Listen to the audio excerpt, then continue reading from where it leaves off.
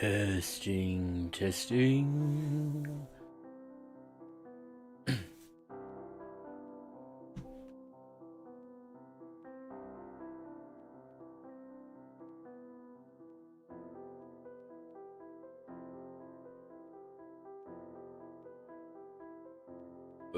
Just one moment. I need to send off this link to a few different people.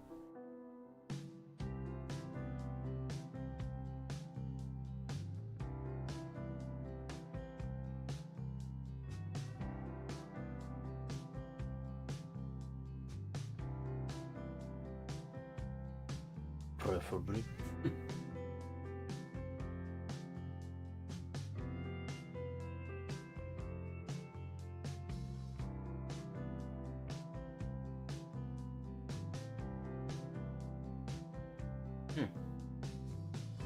Okie dokie.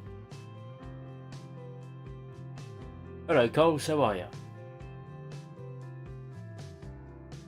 So this will be a bit different to what you're used to.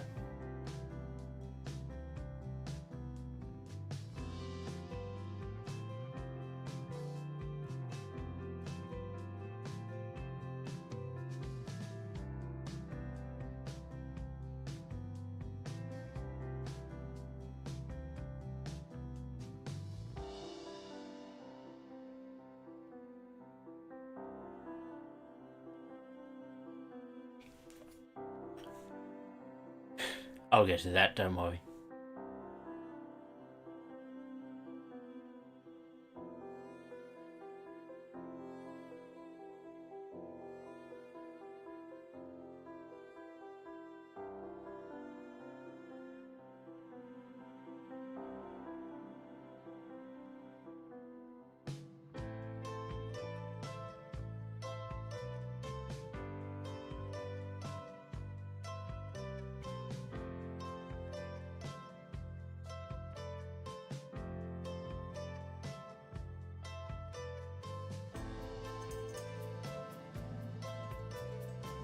They're different. I don't even know what you're wanting AU for.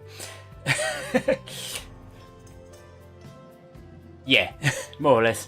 Are you familiar with, from at the very least, an animated film series point of view of the Big Four?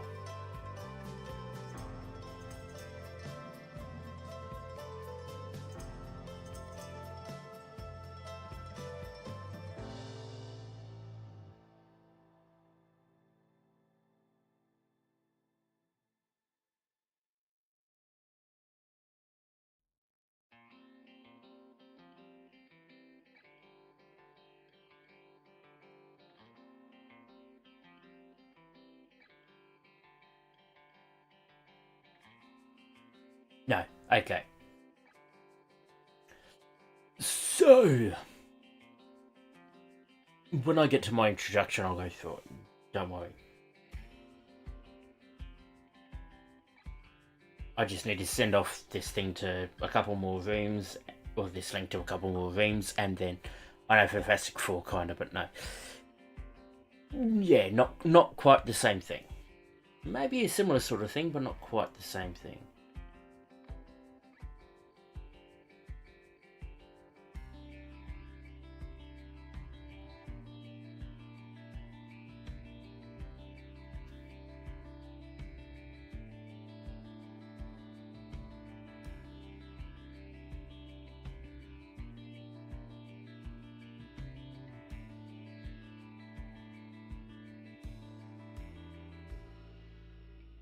Just bear with me for a moment.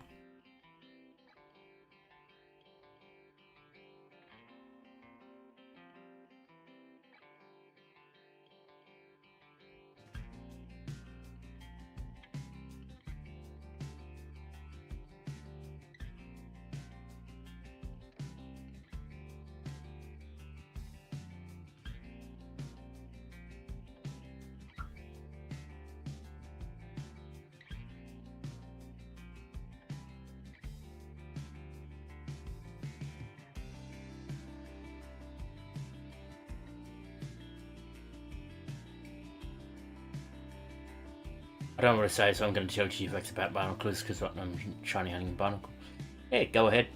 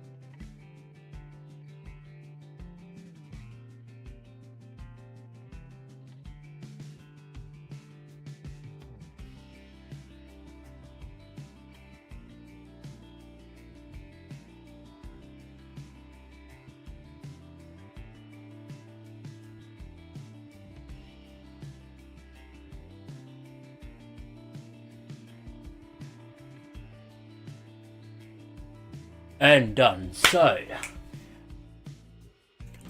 hello ladies and gentlemen, those otherwise inclined, my name is Fungal82 and welcome to something that's a bit more unusual to what you're used to seeing me do on this channel. And while I've normally gone over story writing stuff, some of you who may have seen me doing stuff very early on in this channel's inception will know I am a fan of fan fiction and fandom writing and all that sort of stuff. So, that is sort of what we're going to be doing for this stream. Something that I've been planning on doing for a little bit but just haven't necessarily gotten around to doing is I'm going to be writing and going over some story ideas that I have had relatively recently and historically speaking, and going through all that sort of thing. So for the moment, my initial idea, because it's the most recent one I've had and is the certain idea that is going to maybe spawn my newest work, is, as you can see on screen, ROTBTD-HPAU. So the HPAU is probably the more knowledgeable part of that, which is a Harry Potter AU, Harry Potter Alternate Universe.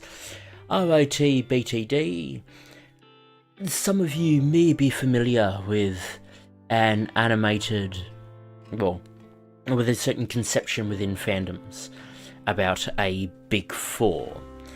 This specific one is born out of animated films and series, relatively around 2011-2010, and stuck around for quite a few years afterwards, which was called Rise of the Brave Tangled Dragons.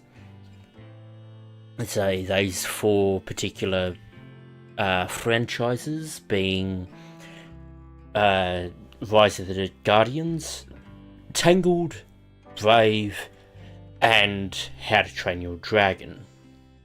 There was a very particular bit of time, excuse me while I move my mic, where these four films were very highly regarded fandom-wise, not just to the point where they were able to be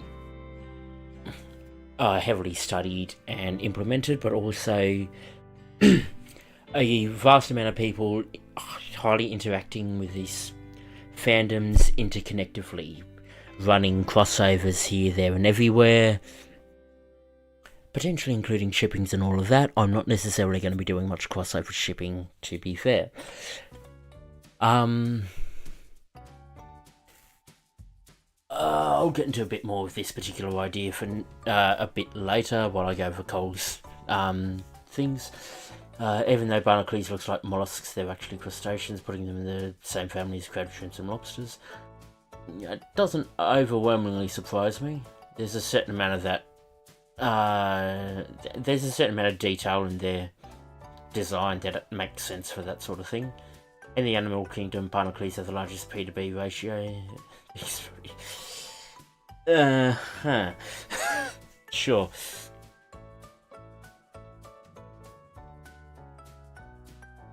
So, for the sake of this, I'm aware some of you may not know because I've only, within the last 12 months or so, come back to being on YouTube.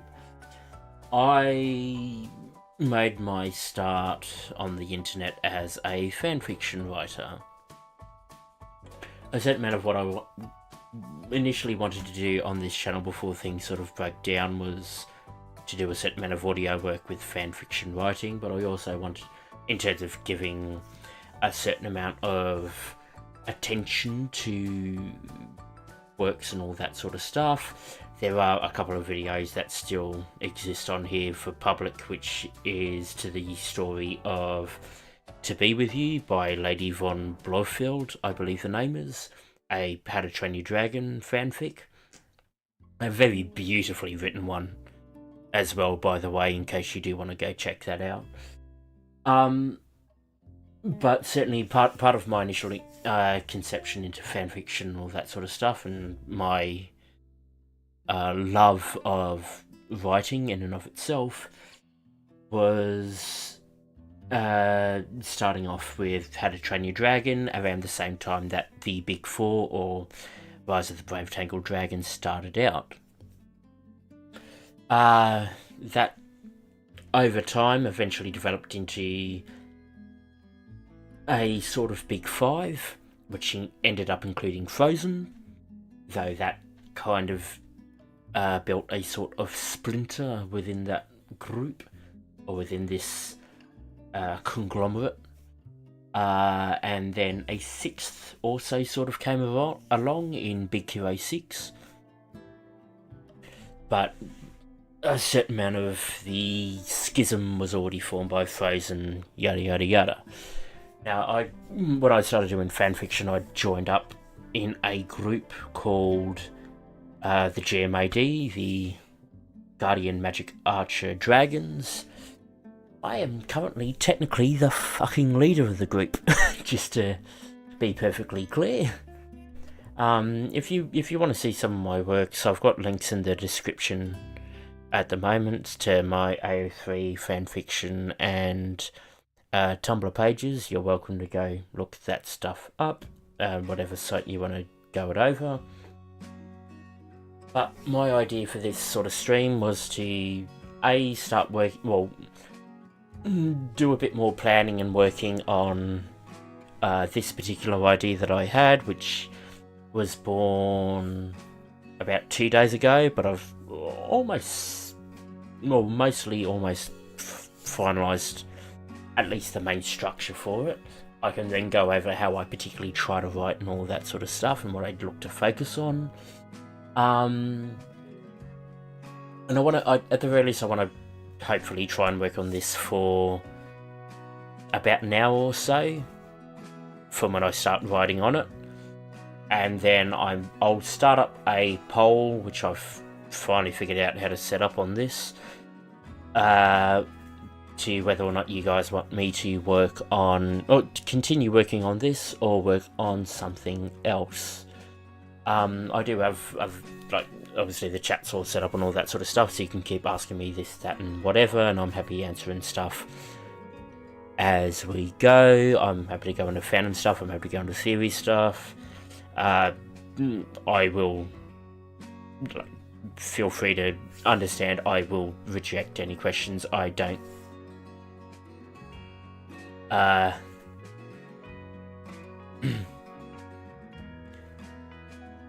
that I don't particularly want to answer or don't want to go into, whether that's for spoilers or whatever. That's up to me to do.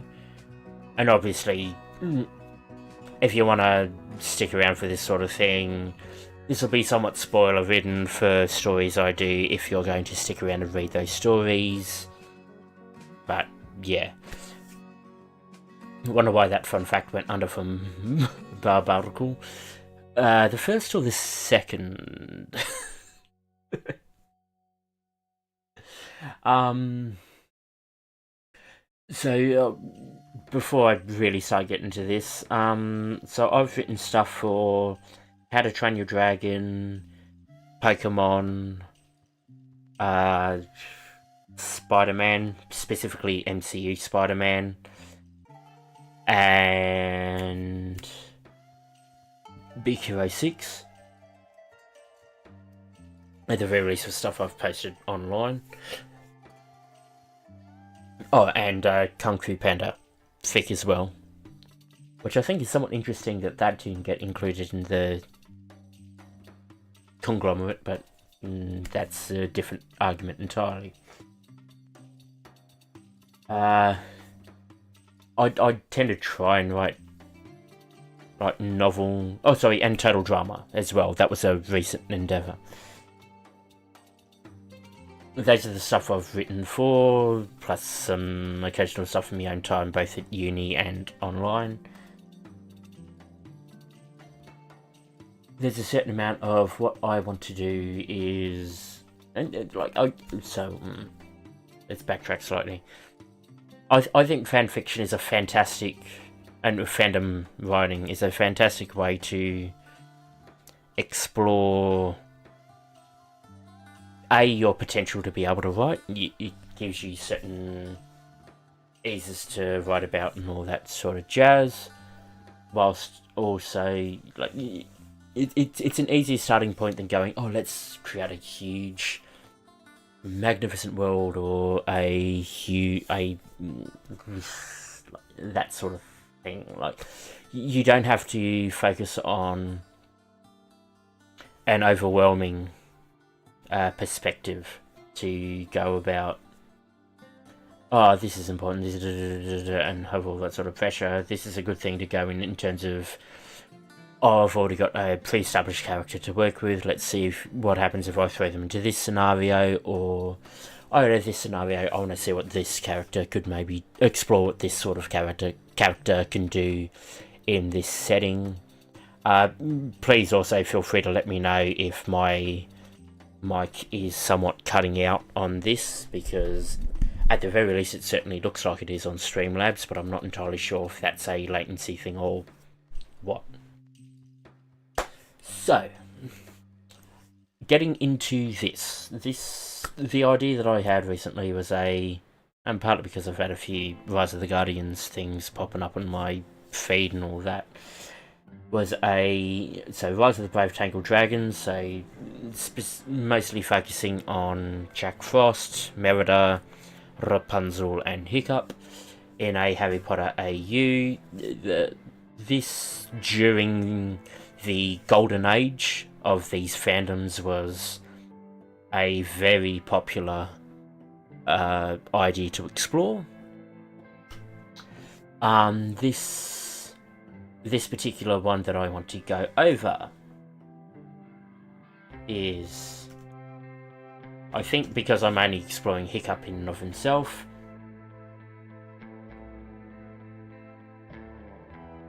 is Hiccup Haddock and the Triwizard Tournament. So, to clarify,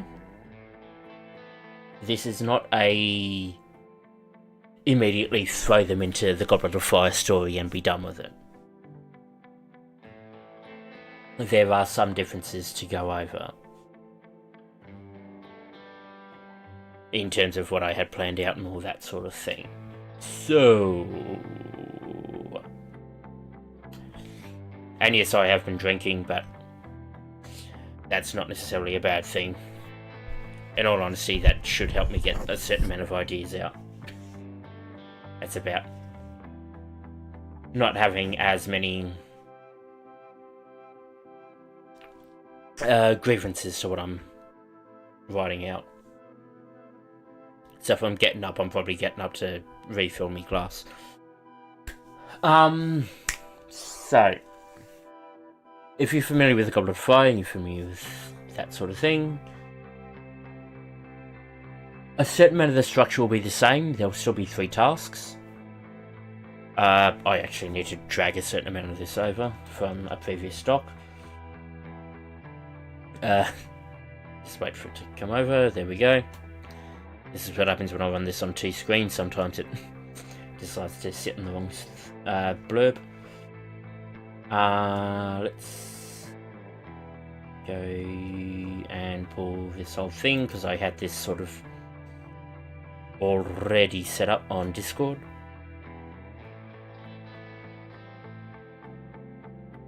Without the formatting.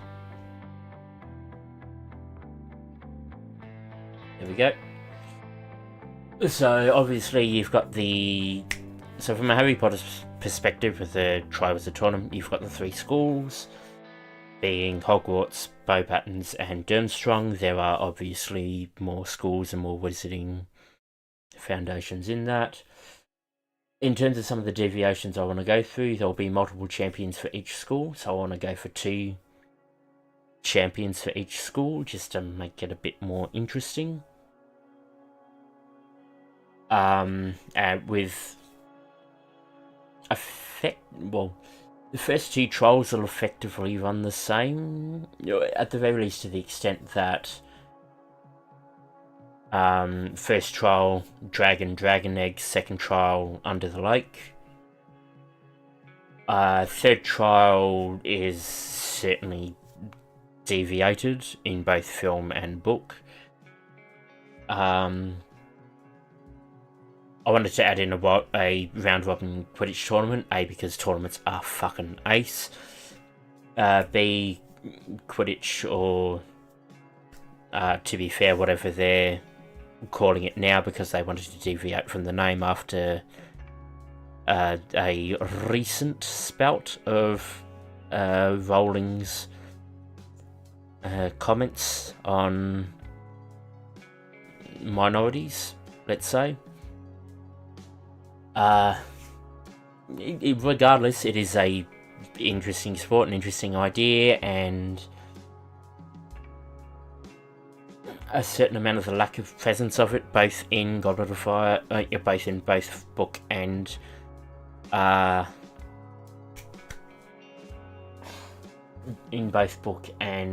film, especially film, considering they had the Quidditch World Cup in their fucking hands and did nothing with it. Yeah.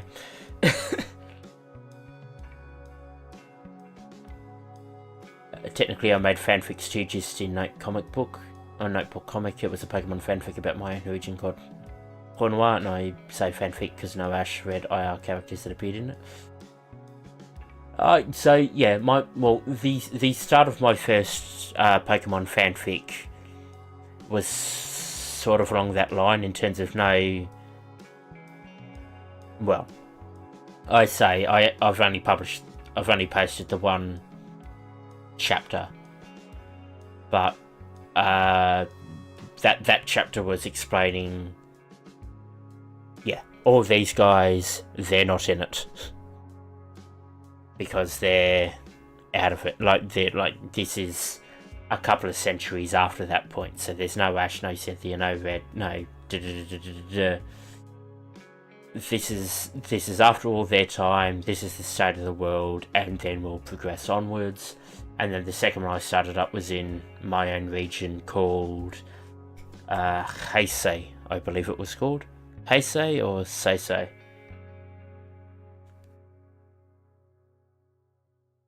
I can pull it up and have a look. That'll be the better way of going through it. Forgotten, but not lost.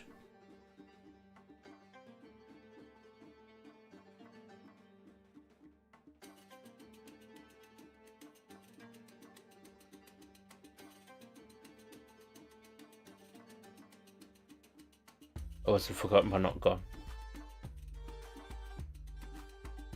Oh, sorry, there's a better way of looking this up.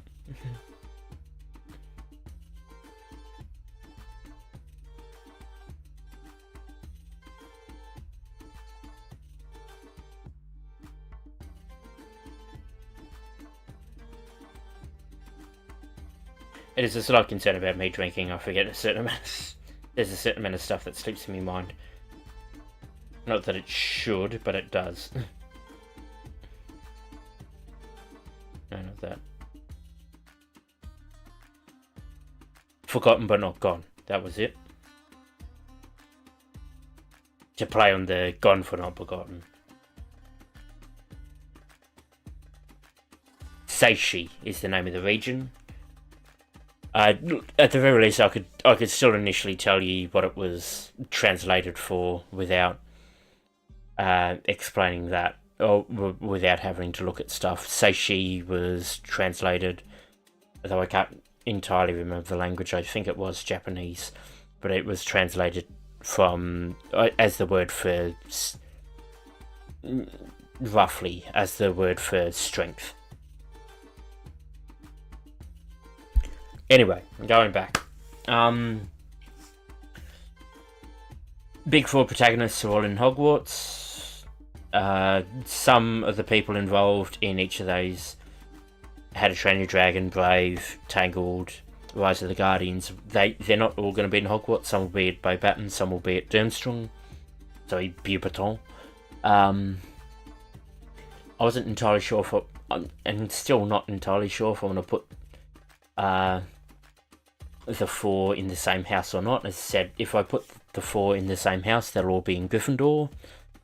That is something that is very... Oh, even ignoring that, that is something that is very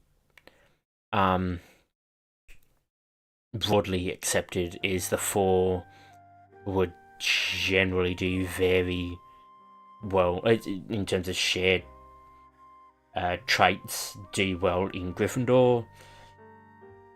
If I wanted to have them all in separate houses, that'd be the four that I'd have that are on screen. So Merida in Gryffindor, Hiccup in Ravenclaw, Rapunzel in Hufflepuff, and Jack Frost in Slytherin. As I said, the 2 champions per school, so the 2 champions for Hogwarts are Hiccup and Merida. I considered maybe throwing Astrid instead of Merida. The main reason for not is because I'm not entirely sure how to go down, for slight spoilers, I'm not entirely sure how well it would go down to champions attending the Yule Ball together. That's pretty much it. Like, I'm sticking with Hiccup Astrid as a pairing just because I really don't see either of them with anyone else, and I'm not particularly going to explore that here. For Beauxbaton's Toothiana, or the Tooth Fairy from Rise of the Guardians, and Marla. Caldera was just the surname I came up with because she's from Caldera Cay. That's from How to Train Your Dragon, the Netflix series Race to the Edge, specifically. She is the leader of a group/tribe called the Defenders of the Wing. The potential option was also to have Cassandra, who is in the Tangled series of episodes, with Mother Gothel as the headmistress for Beauxbaton. That does connect up. If I was going to have Cassandra as the champion, I'd be dropping Marla as opposed to Tooth. I want to keep Tooth as a champion for specific reasons. And for Durmstrang, Dagger the Deranged, again from How to Train Your Dragon episodic series, and Virgo, also from How to Train Your Dragon series. Heather, who is also part of the How to Train Your Dragon series and has connections with them both, in certain keeping with some of her family stuff, was at Hogwarts before moving to Durmstrang. Heads of each school: Stoic for Hogwarts, so Hiccup's father. Mother Gothel for Beauxbaton, take that how you will. And Alvin the Treacherous for Durmstrang, again, take that name how you will, but if you're not familiar with him, he is part of the How to Train Your Dragon episodic series. He's less the Netflix part as the stuff before, which was Riders of Berk and Defenders of Berk. To give you an idea of him, voiced by Mark Hamill. That is, frankly, all you need to know. And then Sandy and Gothi round out the judges for the tournament. Gothi is that, if you're familiar with How to Train Your Dragon, she's the village elder with the staff. Like always hunched over, short. I figured she made sense to be a to be a tournament judge. Sandy being Sandman. Like, when the time periods for the characters make this impossible, I guess it's an AU, so maybe fine. Yeah, it's mainly AU is what works this out. It's basically the four of these conglomerated and put together in the Harry Potter world sort of thing. Yeah.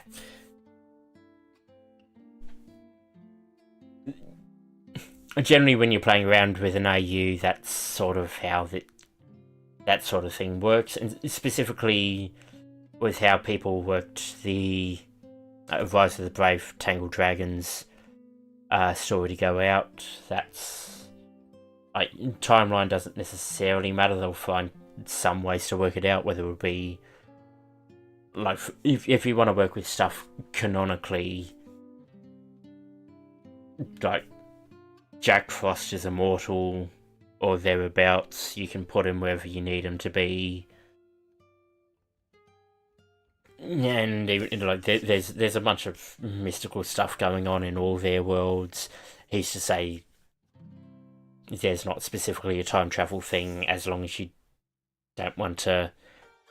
I would say don't want to. As long as you're willing to make that all work logistically, then you should be fine. I bloody planned out this Quidditch tournament.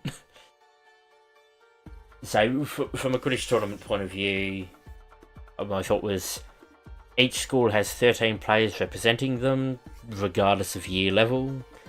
Both champions at each school have to compete.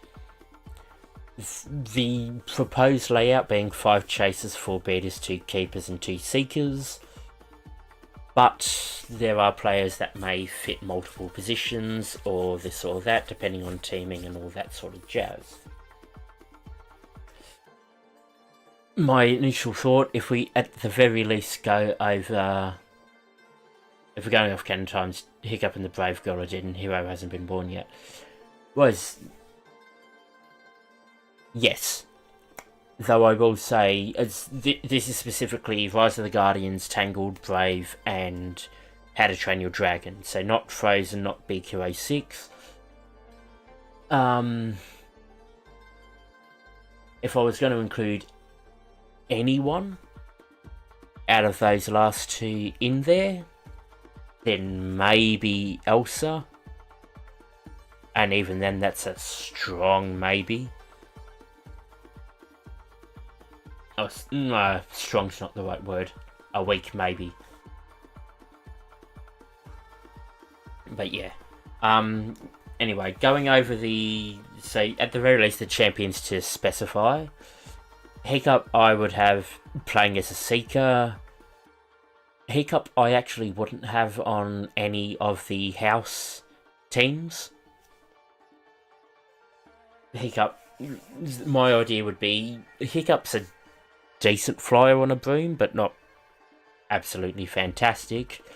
But what puts him ahead is he is a fantastic rider on Toothless, the dragon, and I would keep Toothless as a dragon and as a Night Fury in this. So Hiccup would be best suited as a seeker. He doesn't necessarily have the throwing capability to be a chaser. He doesn't necessarily have the hitting ability to be a seeker.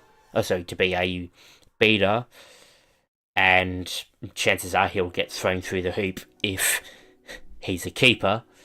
So Seek is the best bit, where he can see what's going on, direct a certain amount of traffic, and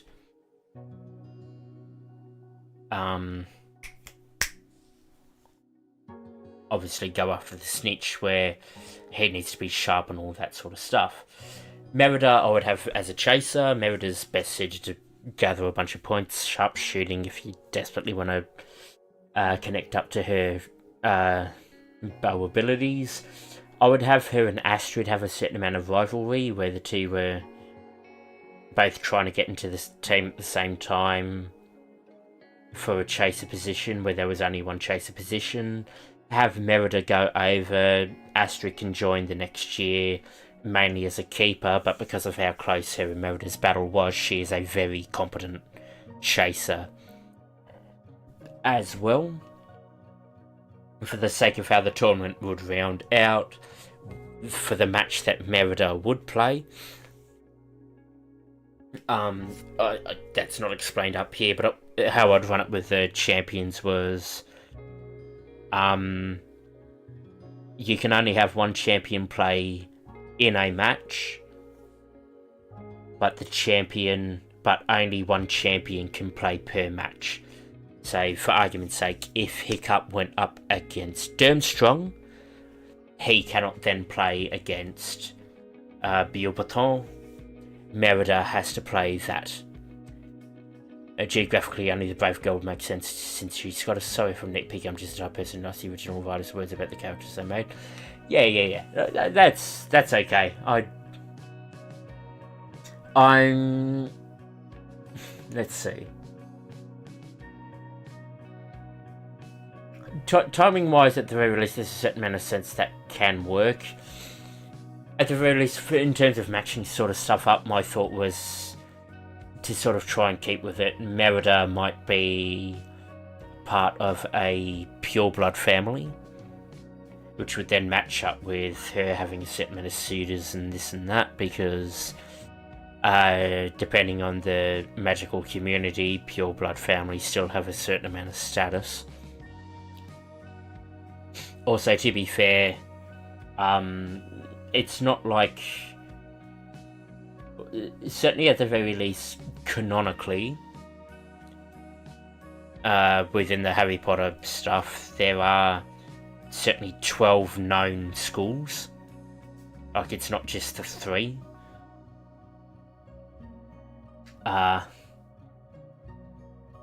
So there's a bunch of stuff you can consider and mix and match and all that sort of stuff. Hiccup is Nordic and Elsa is German, so that's why they won't work. Yes, to that extent, you could say Elsa's at Durmstrang or at Beauxbaton. Both of which, Beauxbaton's in France, so there's at least a certain amount of working there. Technically, if you want to go in terms of geographic, Hiccup should actually be at Durmstrang. Or, if not at Durmstrang, then at the Russian Academy, which name I'm not going to even try to pronounce at the moment, because I'm not that familiar with it. Though, frankly, the way they play Quidditch, yeah, they're Russian. So the way they play it, instead of riding brooms, they ride full-grown trees. Yeah, that's Russian. That fits a Russian stereotype. So I've gone over Hiccup and Merida. Beauxbaton, so Toothiana, I would have be a seeker. I would effectively have her be that sort of Victor Crumb role, specifically in terms of a internationally known seeker, like, despite being at high school. Russia is even further from Hiccup's own country than Britain. Technically, yes. To be fair, Hiccup canonically is from Berk, which is an island, and B, being Vikings, they invaded the British Isles. They invaded the British Isles twice, certainly. I can say that with some confidence because I am descended from Viking blood, where we invaded the British Isles twice, then went down into Normandy, and then from Normandy went back up into England with William the Bastard until Conqueror to take the damn thing over permanently.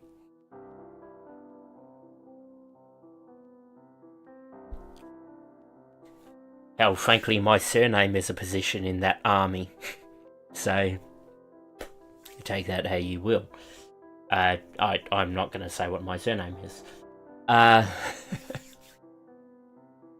Anyway, Tooth I'd have be Seeker, Tooth being Tooth Fairy.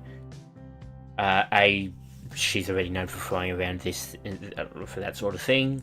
But the reason I would have her be Seeker is less about her being known for being flying, but certainly her design being inspired around a hummingbird, meaning that I would actually have her be really, really well known because her flying style is extremely unusual. She would, on a broom, still zigzag and judder about despite... Yeah, Thor makes a lot more sense now. Thor's a shortening of it, but Thorongul's more born out of Tolkien language. So Thorongul was a name for, was a pseudonym that Aragorn went by before the Lord of the Rings books, as part of, I think, his last voyage into Gondor before the 3 books. It's been a while since I've read the appendices for the Lord of the Rings trilogy, so my knowledge might be slightly off. But certainly I still recall Thorongul meant, from a Tolkien perspective, I think in the language of Numenor, Eagle of the Stars. But yeah, Tooth Seeker judders around on her broom a bit like a hummingbird would. For most, it would seem like if anyone else flew like that, it would seem like their broom was being cursed. See Harry in the first film. But she has such a control over it that it can't be anything but deliberate. And she is ridiculously fast and adept at her movements. Marla, I would have primarily as a keeper, with an ability to be a chaser as well, and a slight proficiency at beta. I sort of like the idea of her grabbing a falling beater's club out of mid-air and smashing a bludgeon straight back at somebody, just for the sake of it. But I would have her be a keeper for the extent of the group she leads is called the Defenders of the Wing. She's effectively a defender, a guardian, a keeper. So have her protect the goal at any and all costs that she can. Going into Durmstrang, Dagger the Deranged, he's a beater, absolutely. He will hit it at anyone that he wants. including his own teammates, because that keeps with his character.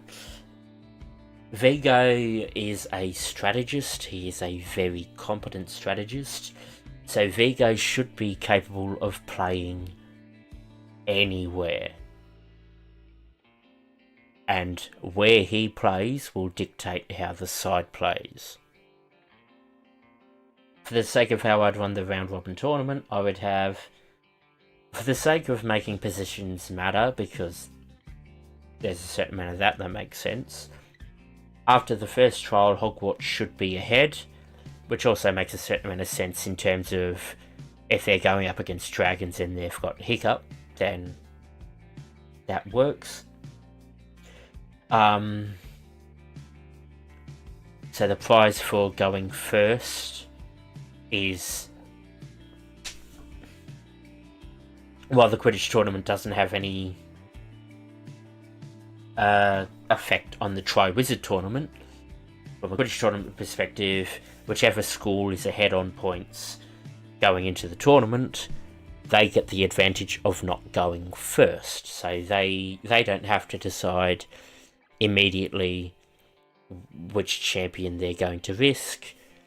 Their champion, they can pick which champion they'll be using against which school. So I would have Durmstrang up against Beauxbaton first as the first match, where Marla goes up against Vigo, with Durmstrang going over. In the second match, Hogwarts go up against Durmstrang, with Merida up against Dagger from a champion's perspective. I would have that be a tie, with Durmstrang effectively continuing, despite Merida's best wishes and Astrid's best attempts, to go ahead, like continuing to outwit Hogwarts thanks to Vigo's planning, until Flynn, who would be Flynn or Eugene, being the seeker for Hogwarts in that match, catches the snitch ahead of Heather to tie the match. That would then leave Hogwarts against Beauxbaton, with the champions being Hiccup against Tooth.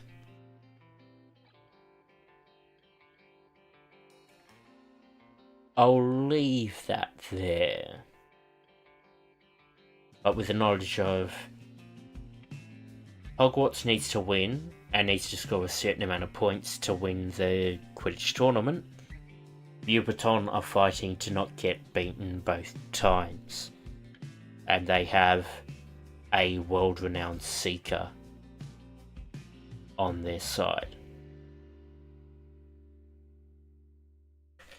For the sake of it, most of Hogwarts' teams sorted. The only one I'm not entirely sure about is Bunny. Just not because I don't think Bunny should be on a Quidditch team, but because, for my fellow Aussie, he should be, if he's anywhere else, he'll be at Beauxbaton for the Yule Ball later. Otherwise, I think that team relatively makes sense. The one I wasn't entirely sure on initially was Cupcake. But certainly, like, Hiccup makes sense, Merida makes sense, Astrid makes sense, Flynn makes sense. The twins, Tough Nut and Rough Nut, are absolutely beaters. They'll effectively serve the Fred and George Weasley role for the story. Snot Lamp makes the team. I will say his father will be the teacher in charge of the Hogwarts team, so you may think he gets there and based to that. For anyone who's watched the episodic series, you'll know Spite Loud's not that favourable towards his son. So it's not entirely full forward. Gustav, if you've watched the series, you'll know why he's there. Fishlegs will make sense as a keeper to an extent initially. Again, if you've watched the episodes, there's a particular characteristic that'll make more sense for him to be a keeper. Cupcake being a beater, I was running out of options to an extent. I was also going, I want some more people involved in here that aren't just How to Train Your Dragon, because a lot of these people are. Macintosh and MacGuffin are both from Brave. They're both sons that, if you've seen Brave, are involved in the courting ceremony, for want of a better way to put it. Macintosh is the one with the face paint trying to bounce his pecs. Like the air quotes traditionally handsome one of the lot. Who has a anger problem. MacGuffin's the one who has a very strong Scottish burr to his accent. He snaps the tree log. I do want to get the other two involved at some point, because I do like that gag. That gag is fantastic. Beauxbaton wise, Throx Marla's second in command, so put him in the side. Cassandra, if you're not without overwhelmingly spoiling stuff, Cassandra is Rapunzel's handmaiden, or primary handmaiden, in the Tangled series. So having her there with Mother Gothel well, for people who don't know what's going on, maybe that causes something. Atali is a wing maiden, again from the How to Train Your Dragon series episodes. Atali, Nadia, and Meiden are all wing maidens. Atali specifically is the leader of the group, of the island. Basically, think a mix of Amazons and Valkyries with a touch of dragon. Ideas from the Tangled series. Bastion is the... Let's see. Oh, I missed Lance, but I'll get to Lance. Bastion was the beta version of Flynn, and his initial design was sort of recycled into Kristoff from Frozen. There's a certain amount of similarities between Bastion and Flynn, but not a complete match for match. And of the other schools, it makes more sense for him to be at Beauxbaton. So we'll go with that. Kamikaze. Oh, sorry. Lance will go to you first. Lance is part of the Tangled franchise as well. Former friend of Flynn Rider. Eugene, as opposed to the man the stories were actually based off of. Maybe that brings about something. Kamikaze. Kamikaze was the... Sorry. I can try to keep down a burp. Kamikaze was effectively the love interest of Hiccup in the book series before the film started out. She's basically the Astrid of the book series. 160 hatches on Barnacle, by the way. No luck then? Well, based on that number, no luck. Realistically, 2 more options for Beauxbaton. I was going to have them both be wing maidens, but there is somebody I kind of want to throw in instead, which would be Eret, son of Eret. I think his reputation, both actor-wise and in-universe, makes sense for him to be at Beauxbaton. Finally, Durmstrang. I've gone over Dagger, I've gone over Vigo. Riker is Vigo's technically older brother. I'm not sure if I want to play that as stringently, let's say, in this. Heather explained the Stabbington brothers, both from Tangled. You'll find most of Durmstrang are villain characters, partly by design, partly not. I'd gotten about 8 characters in before going, oh, that's a lot of villains.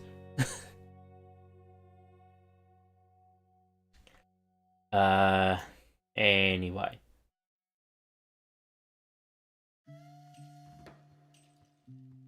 Keep that off.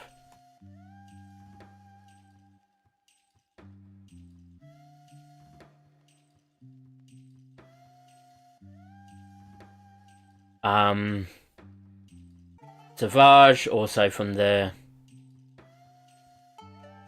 How to Train Your Dragon franchise.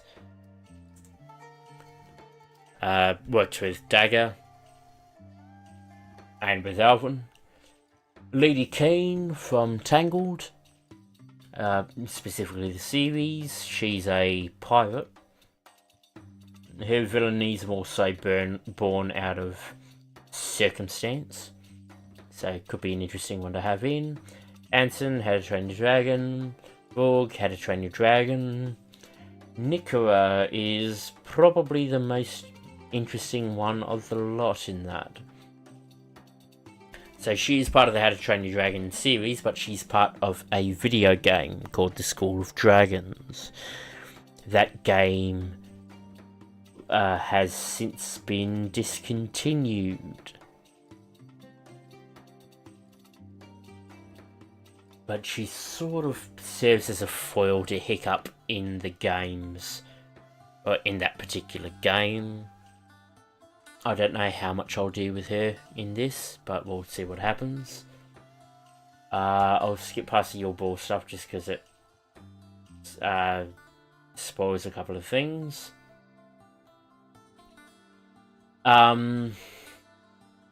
First trial. So first trial being the dragons. Dagger with a Skrill. Skrill shoots lightning. There are connections with Skrill with Dagger's tribe. So that's sort of that's sort of the connection there. There is a couple of other dragons you could stick with Dagger, but I kind of like keeping him with the Skrill, and this would be the order I'd have them compete in as well, at the very least for the first trial.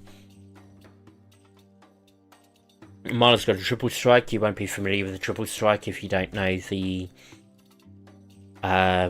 franchise. For you, Coles, because you're very familiar with Pokemon, think a Drapion, but with 3 tails. That is effectively a triple strike. And obviously can breathe fire.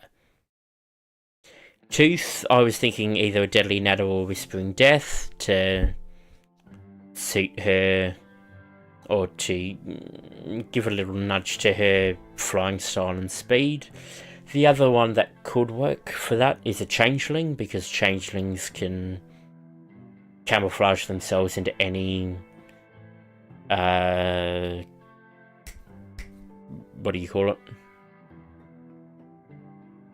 Shit. They can basically camouflage themselves anywhere, will be how I'll put it instead. And as you can see the note there, I want her to get her egg the fastest out of anyone. Merida, I was thinking the Fireworm Queen, because she could have the fireworms around them as well, which gives a slight little nod to the Will-o'-the-Wisps. The other option I sort of had initially was the Terrible Terror, in terms of just making it as chaotic as bloody possible to match her rampant younger brothers. As a case of, oh fuck no, I'm not dealing with that, but also, Oh, I know exactly how to fucking deal with this. Vigo, I sort of had a trouble with dealing with what he should get, but probably Razor Whip. If I wanted to carry over the Harry Potter dragons into this, then Vigo's probably the best choice to get a Harry Potter dragon.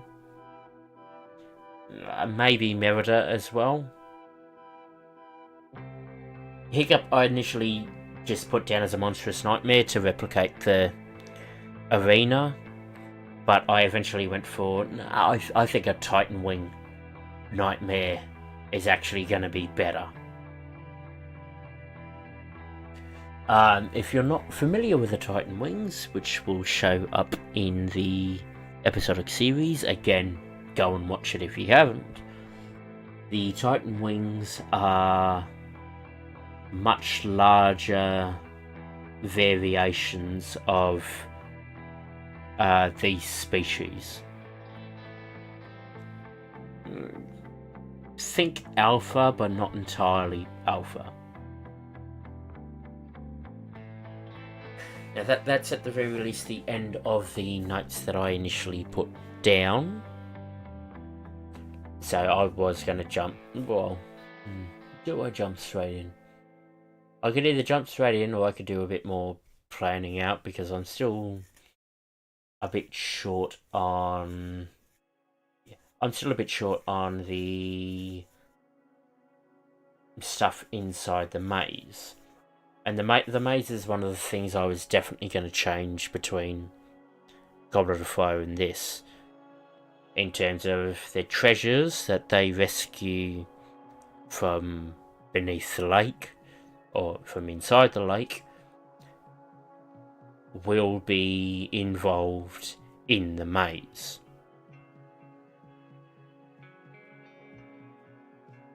Depending on your knowledge of the franchises, some will make sense, some will not. Some frankly won't make sense because you don't know the franchise, so you don't know the connection. For argument's sake, I'll put that there anyway as my bit of, without necessarily, forgot it. This does this. I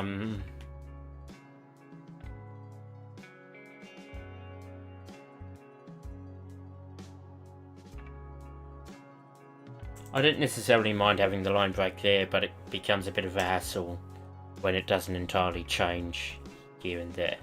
So anyway, I'll put that there to say that's the end of the planning sequence. If we want to add stuff in beyond that, we can. But we don't have to. If we want to, we can get started on the story.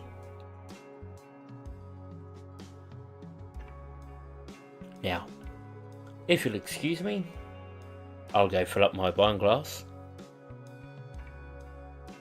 And I'll come back, and I probably will start with writing up the story.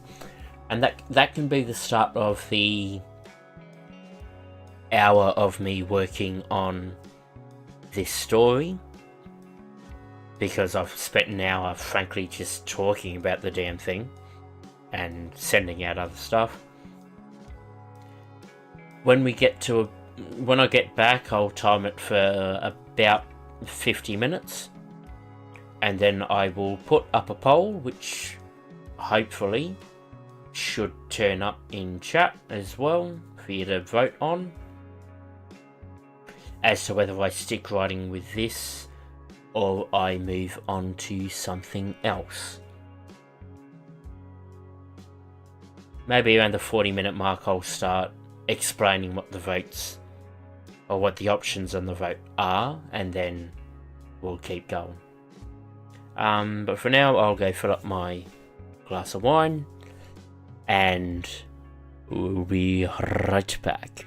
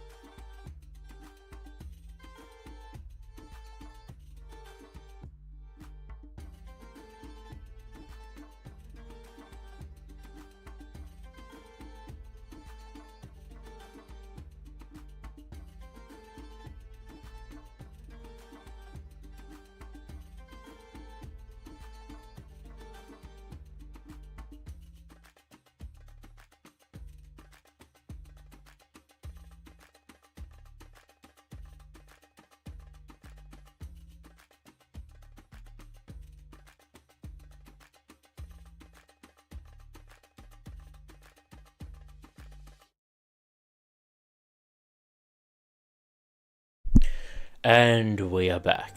So, yeah, we'll start off.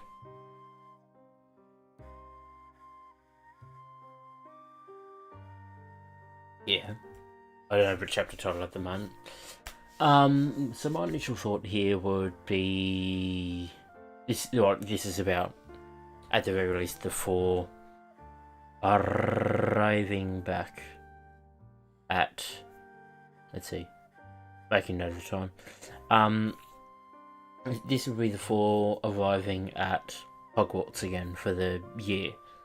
They're not going to be first years. My thought was either 5th or 6th years.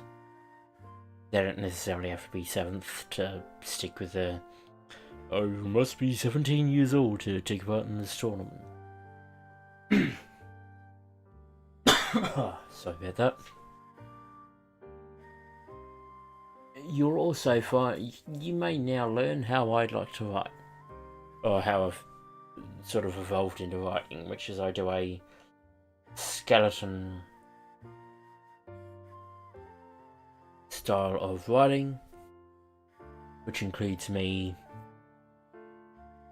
mostly focusing on dialogue and basic actions, and advancing the plot, and then when I go back and edit and all that sort of jazz, fleshing it all out.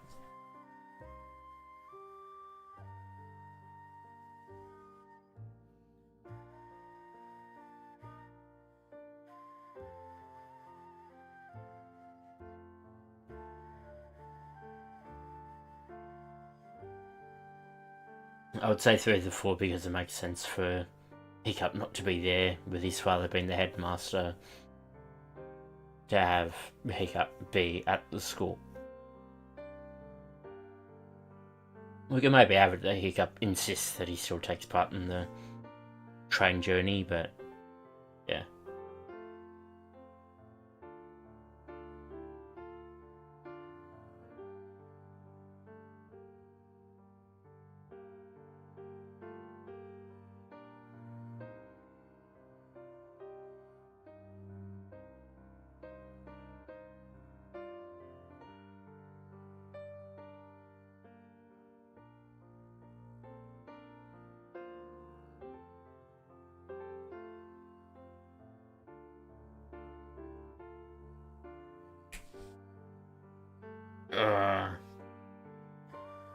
What's the problem the train garage is called?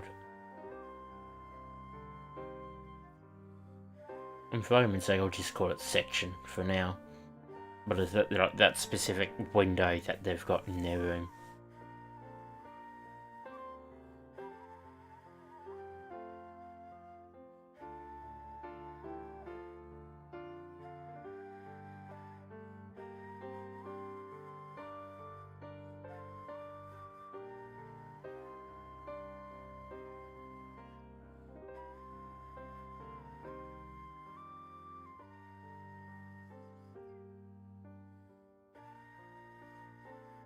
The other thing you may notice with me drinking is my spelling mistakes may initially be rather high.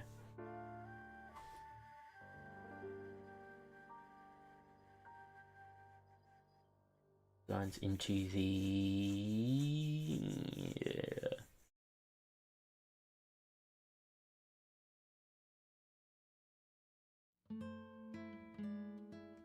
Is that to that? If you hear me get up and walk about, then that's something I tend to do when I'm writing. That's more about me trying to get up and walk about, like in terms of me going, okay, I want to sort of how I'm wording it, so on and so forth. This is another reason why I sort of wanted to do this stream, just to see how this sort of thing goes. Speaking of which, I've actually gotten about 9 subscribers in the last 6-7 days, so cheers to all of you.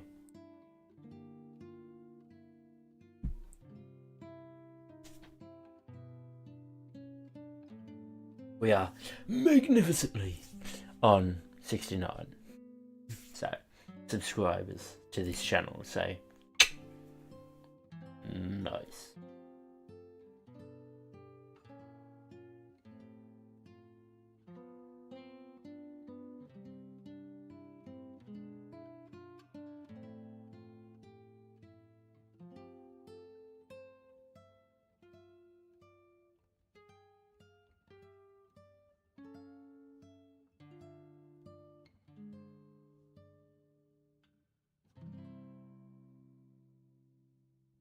The one thing I will say is I'm going to try and highlight, at the very least for now, Merida's lines, with the idea that I want to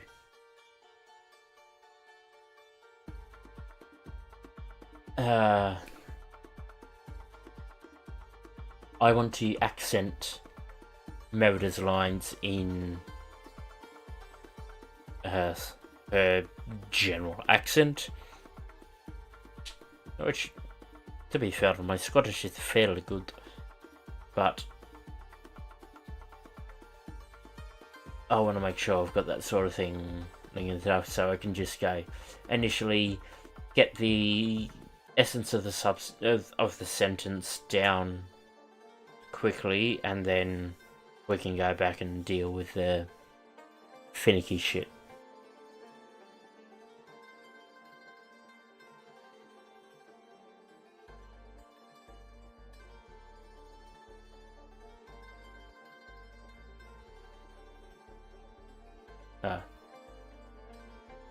So I do need to remember to do that.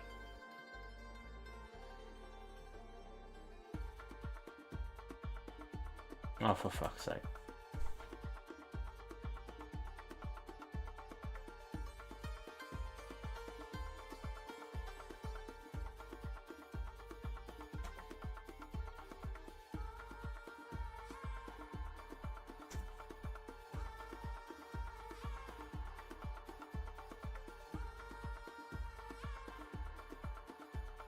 Shut up.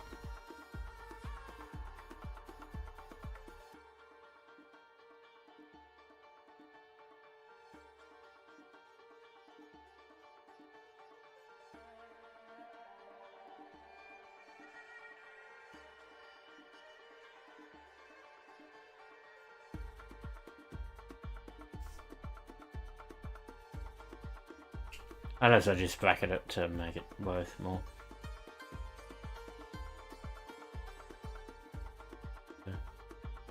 Watching on Frame.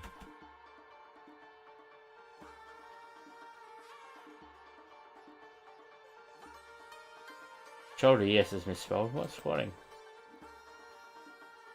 Double T.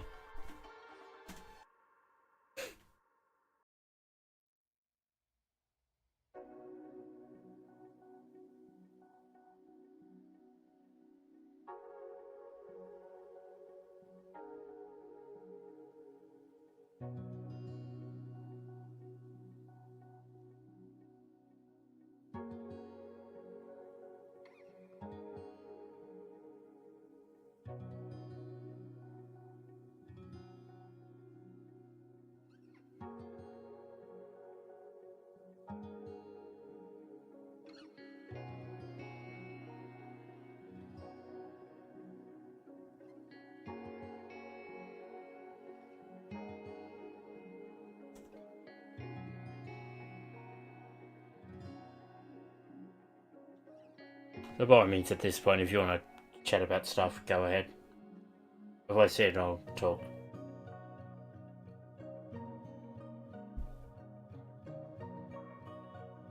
In about 35-40 minutes, I'll start talking about the options on the poll to go next, and you're welcome to vote if you want.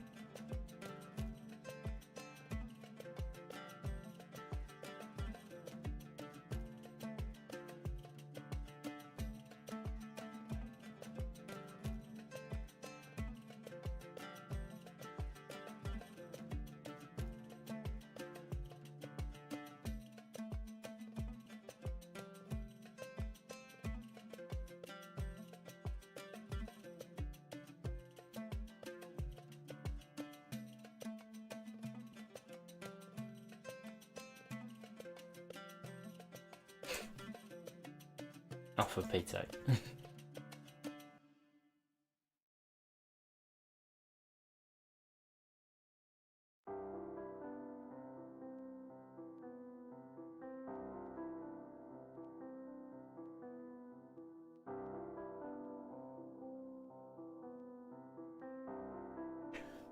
Uh,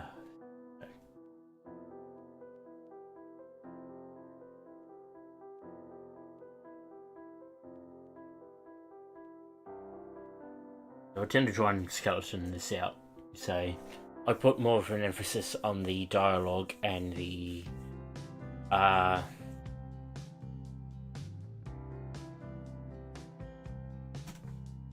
immediate obvious actions before fleshing things out to incorporate everything else.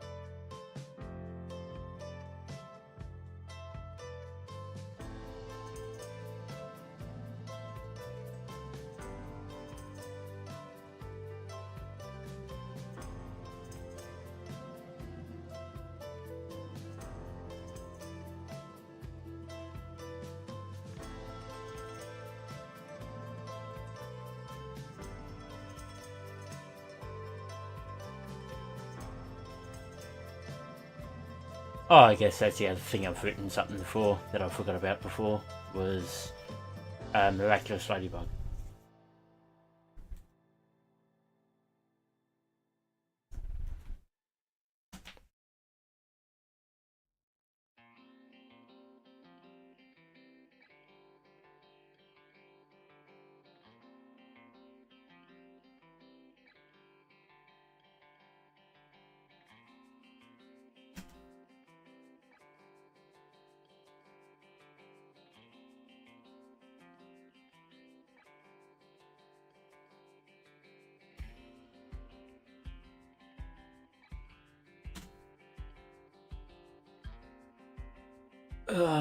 Jack Chuckles for the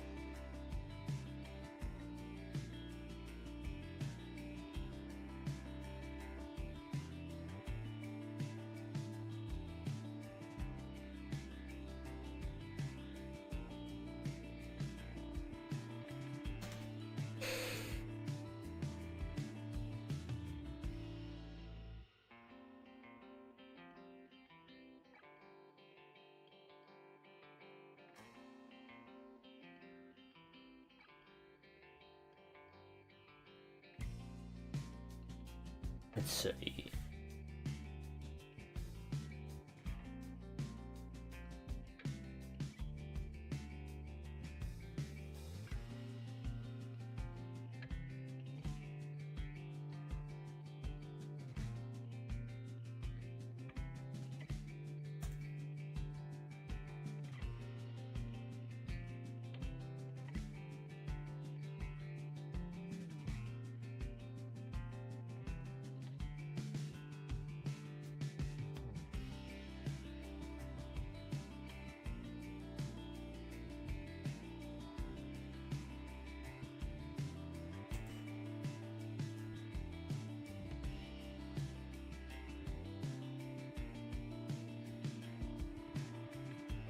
Toggle 1 to GOT.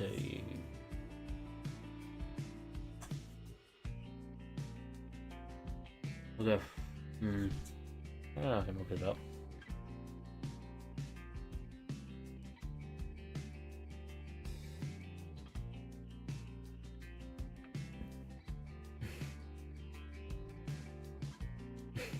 That is true.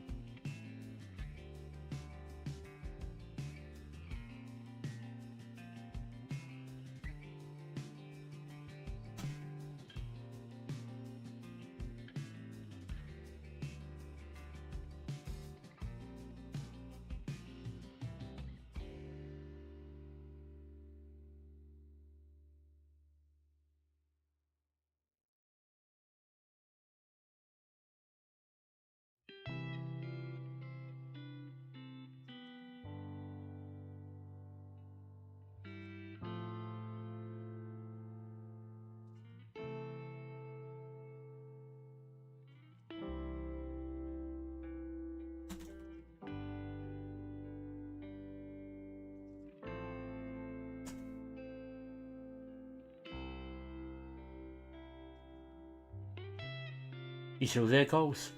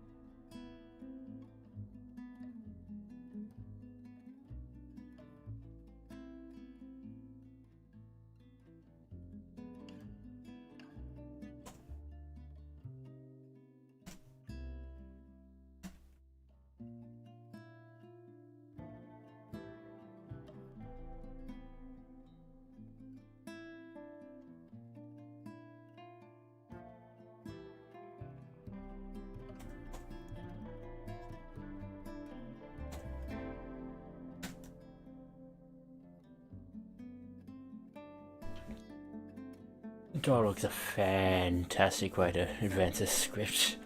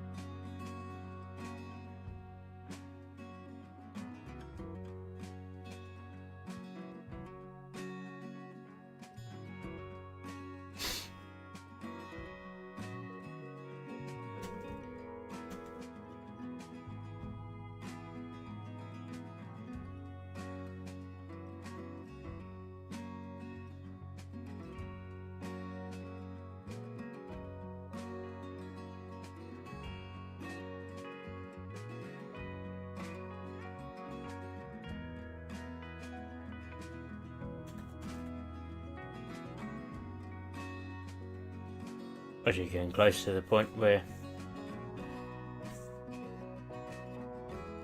I'll be asking for the poll.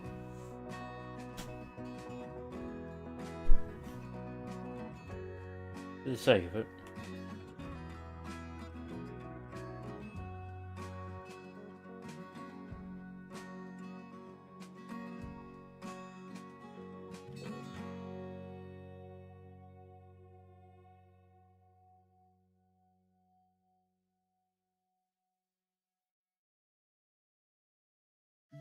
And to be fair, that's slow for me. 426 words. In that time, that's slow. That's ridiculously slow.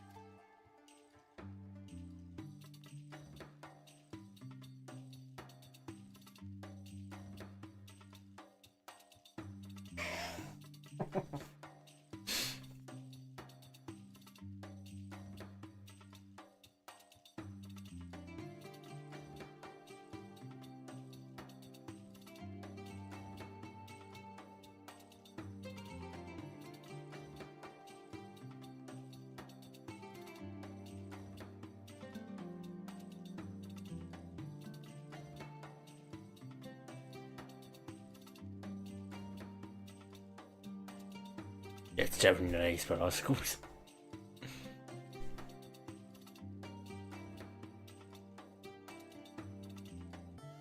But it's not quite dripping down them because it's rising.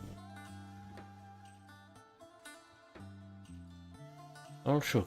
Maybe Graham's right.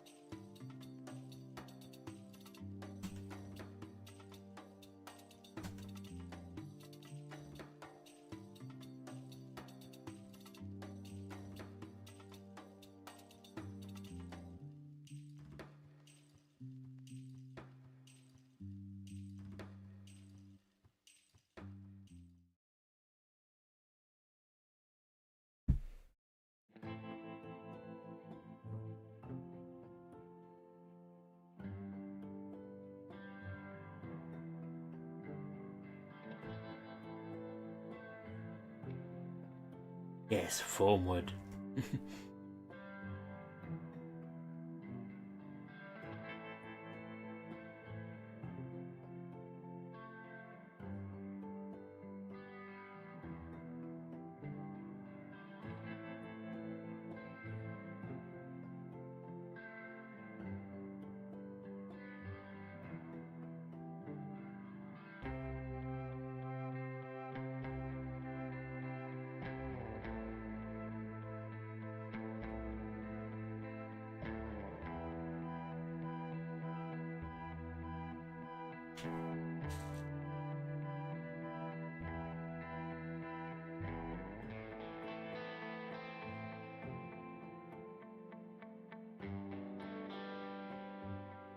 No way.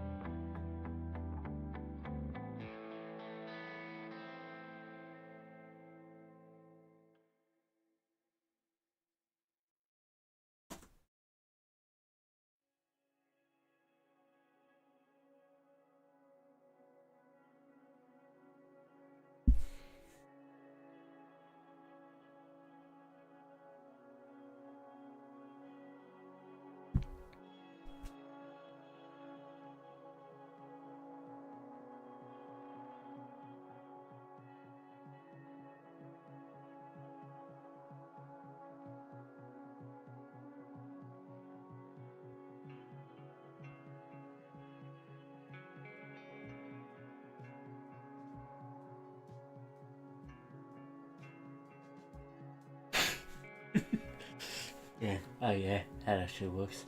um.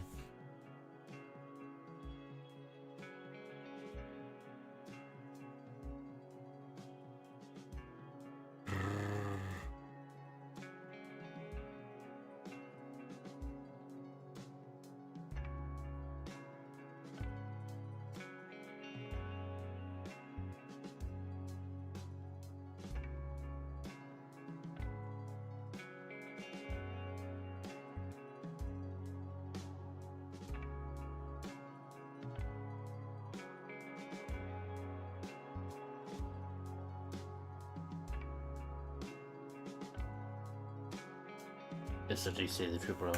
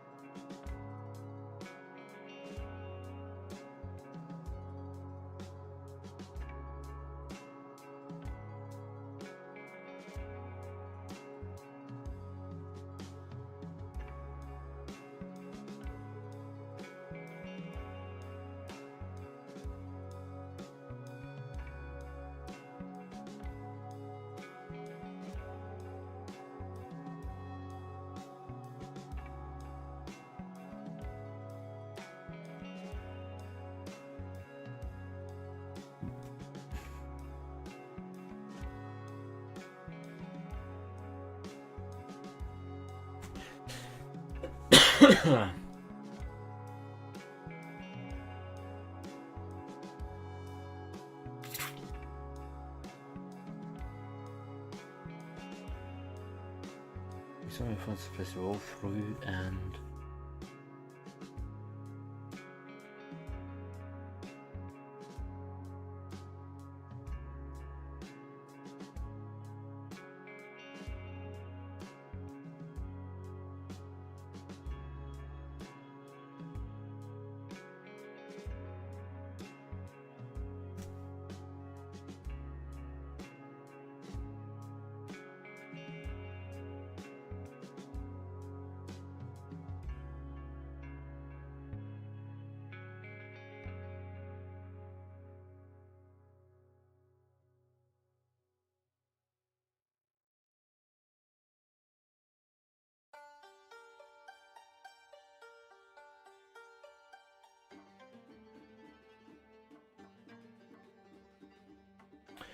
I'm sure it's rather very chilly.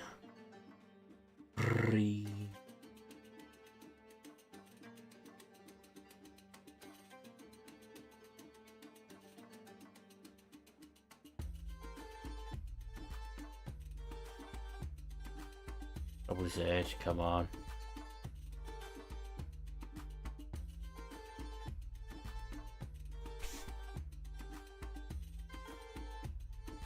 No, this frizzy hair and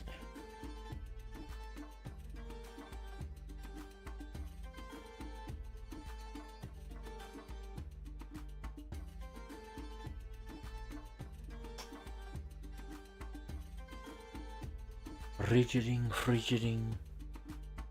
What's the word I want? Hardening, I guess. That'll do for now.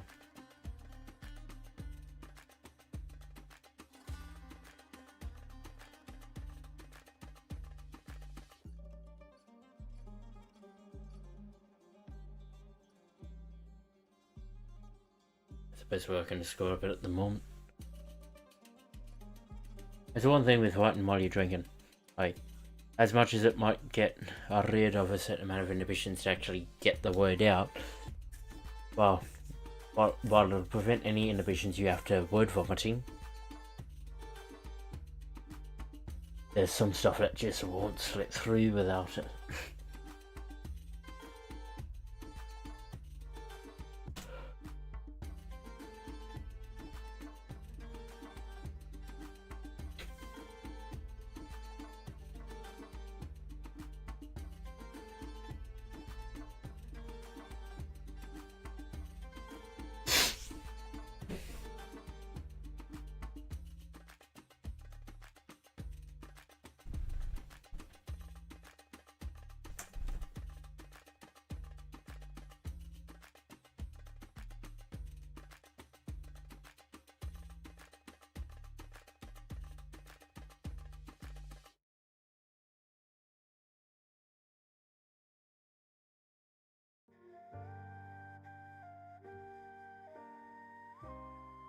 down, teeth chattering.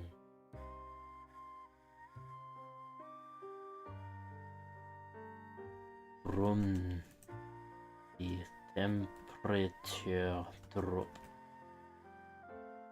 I'll go another 5 minutes or so and then I'll fill up my wine glass and I'll go through the poll options before we start the poll up. So, Coles, if you're still there, you may want to come back soon.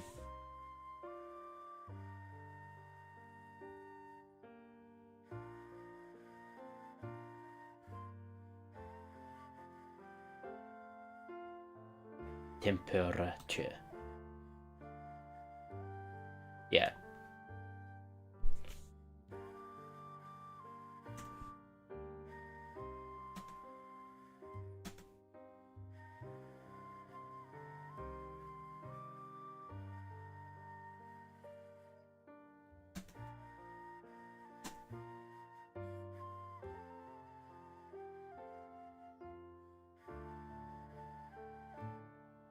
She manages to get her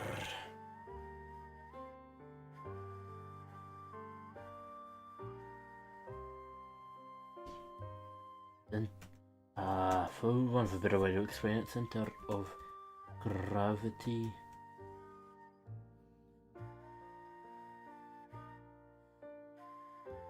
Oh yeah. I'm somewhat half inclined to add Astrid going past to this, but we'll see how we go. Just to add a small nod to...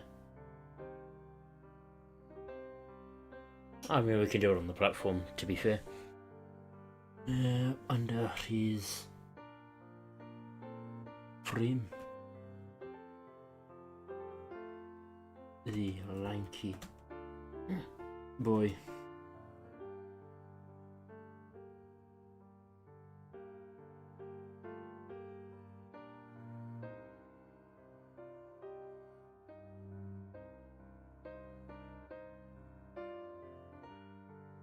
No.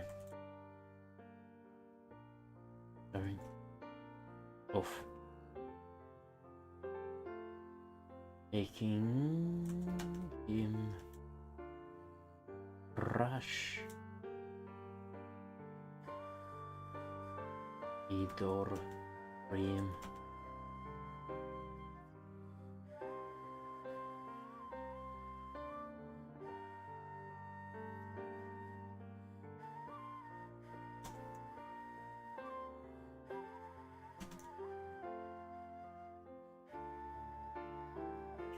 Reaches back.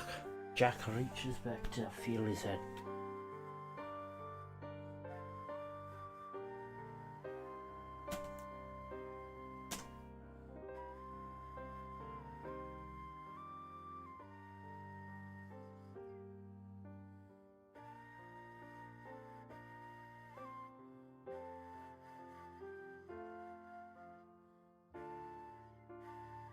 You little squat.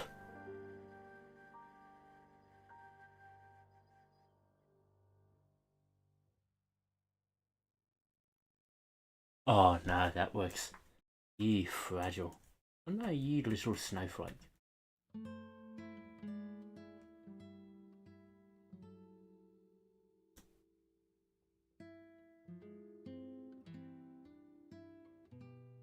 But having already knocked Jack feet to the ground just to make sure I know what's going on.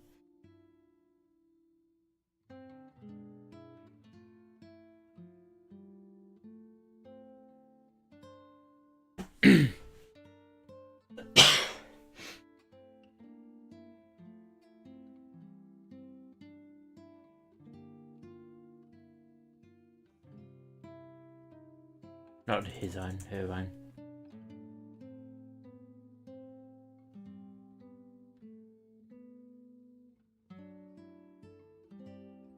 And shaking him.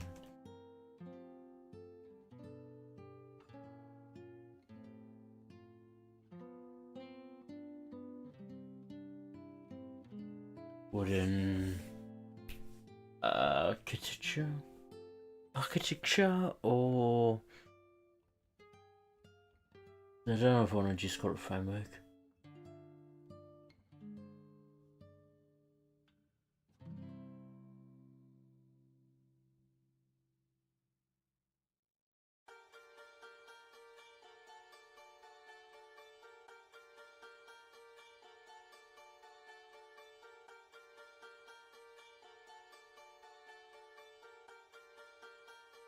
Oh well.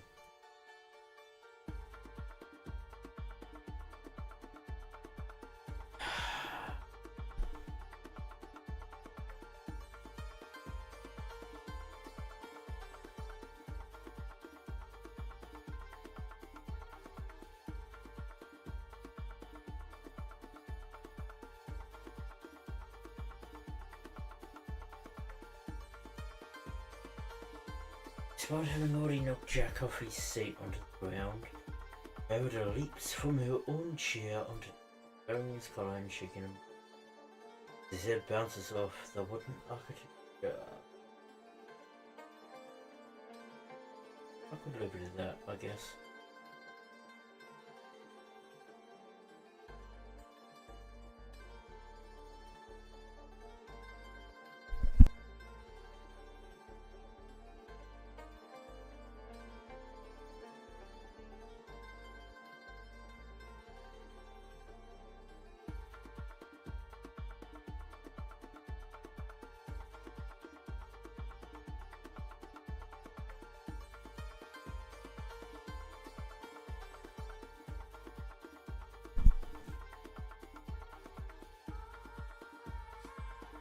Yeah, let's over to that.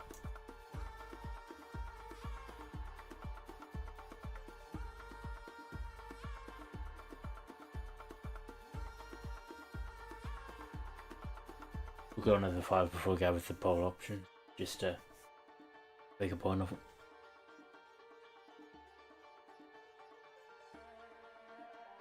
Which, to be fair, means I've gone longer than I was going to.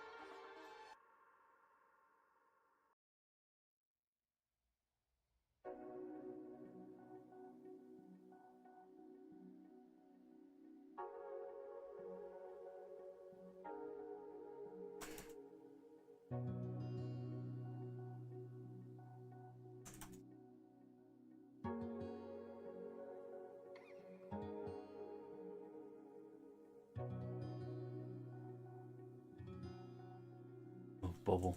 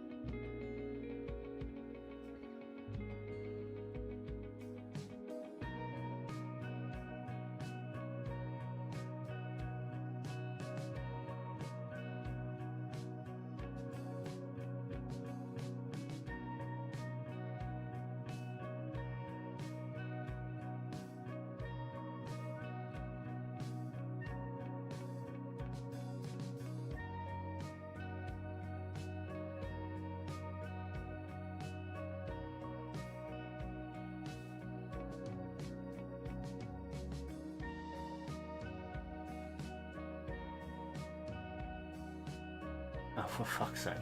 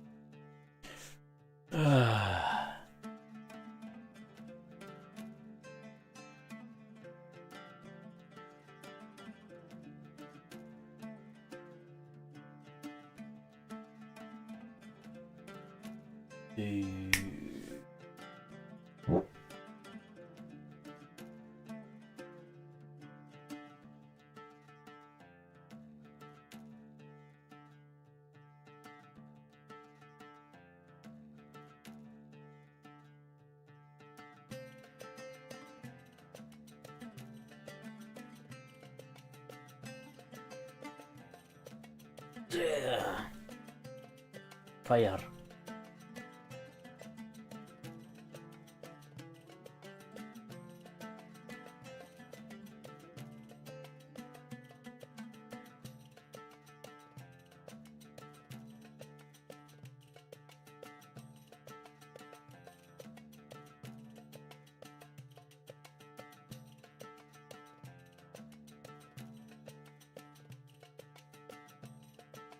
Getting gauges and all of us.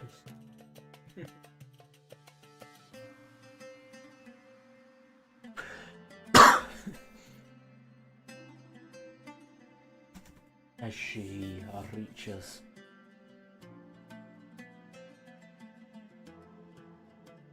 the release of weight.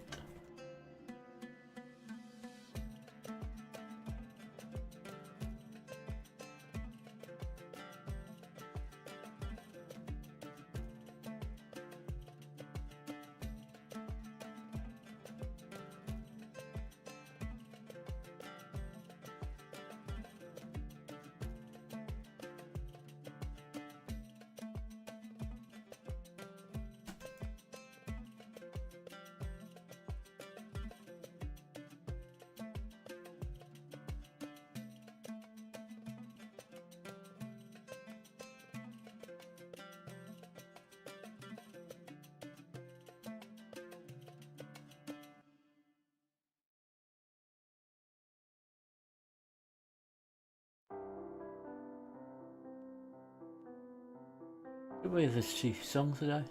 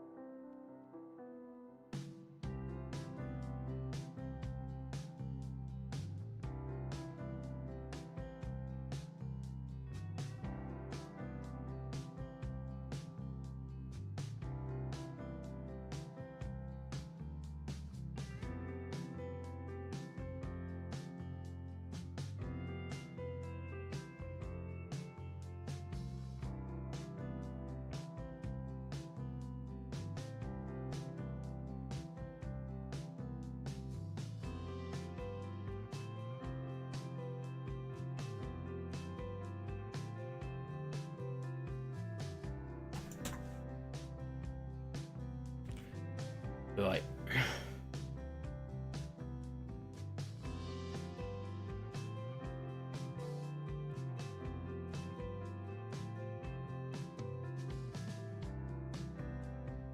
How much have I actually written in that time?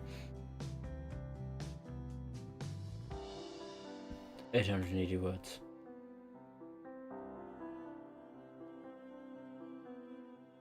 For all things considered, that's not a lot. But I'll do what I said. So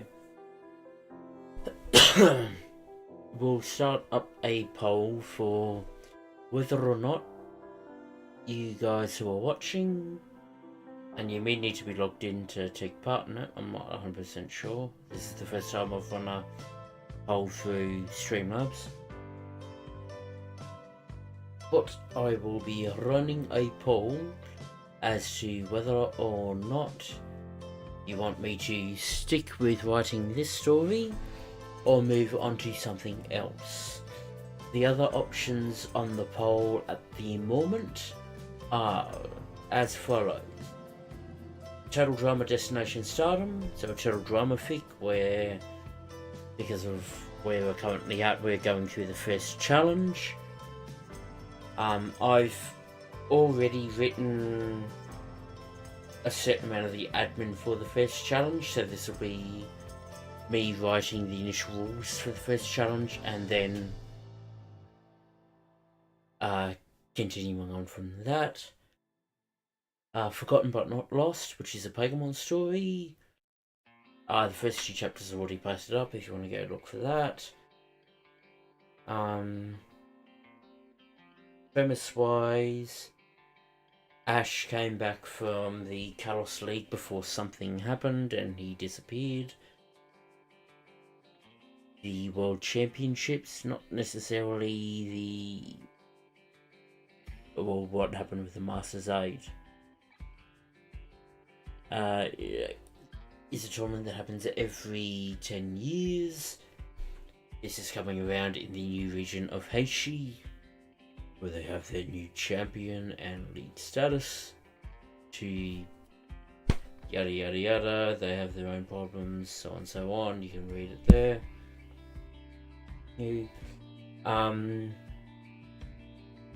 Curse of the Dragon Heart. I had a Trained Dragon fic where probably the best review of it so far has been, in terms of being able to describe it, has been so it's Sleeping Beauty but with dragons. To which my point was, yes, but initially there is a lot more to this story. The fourth is a story called Till Death Leads Us Away. I'd initially posted this up on Tumblr as a short freehand sort of thing, which I would then look to try to get for the Dragon Prince, which I do want to expand on to try and get things a lot more distinctly. The initial bird of me posting it shorthand was to see what the interest in it was. So that's there. That's 4 options. Yep. The other options were D&D campaign. So I have a bunch of friends who are interested in doing a D&D campaign, or at least a TTRPG campaign. There's a very good to fair chance that I'll be the Dungeon Master for that, so for part of, at the very least for part of the world, if that option gets voted, I will be writing in and crafting at least a certain area for that campaign. And number 6 was the What About This script. So Pokemon Masters 8, my what if scenario, and as to whether or not, well, like, what happens, where do we base this on, what would change, what would I do differently, that sort of thing. So I will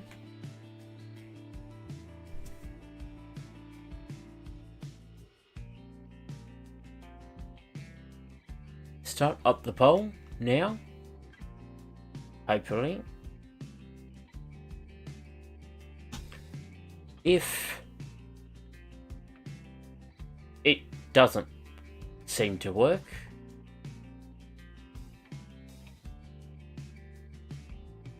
which I might only see if and when things actually, when I come back. Maybe it'll turn up in Streamlabs to say you're actually doing this. But you've got about 10 minutes, so feel free to actually have a look at some of this stuff and vote for what you want. If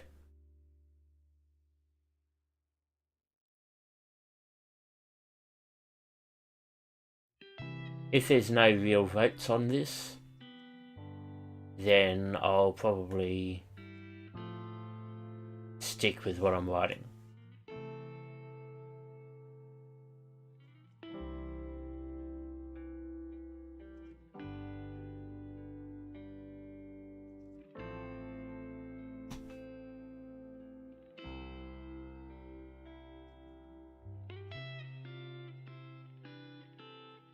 No, not pool active. I just noticed that.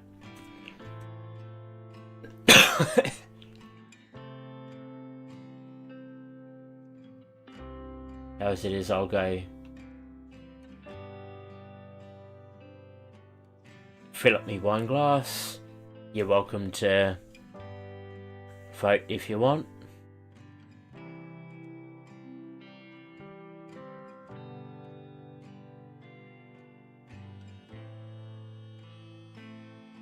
And I'll be right back when I can.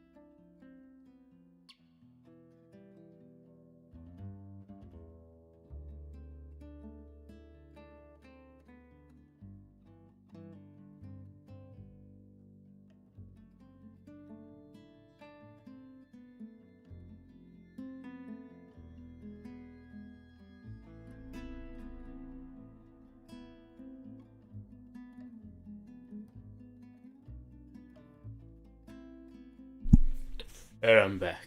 Well, no votes yet, but we'll carry on. Actually, I should probably...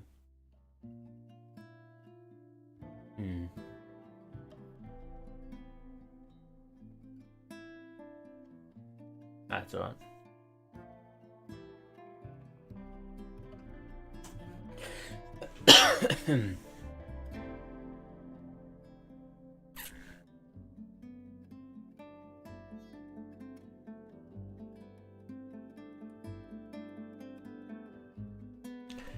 If I don't get a if I don't get a vote soon,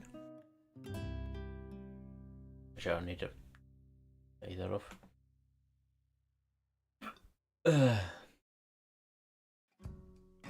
If I don't get a response soon, I'll either continue on with this or I'll go to the script writing for the Masters Act.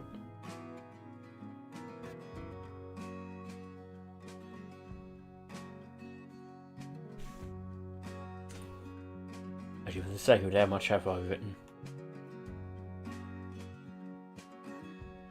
Like shorthand, so it's slightly different, but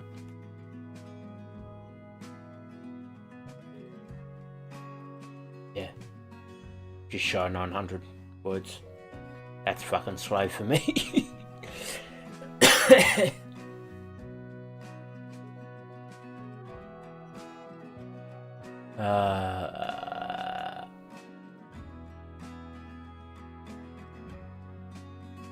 Go up there.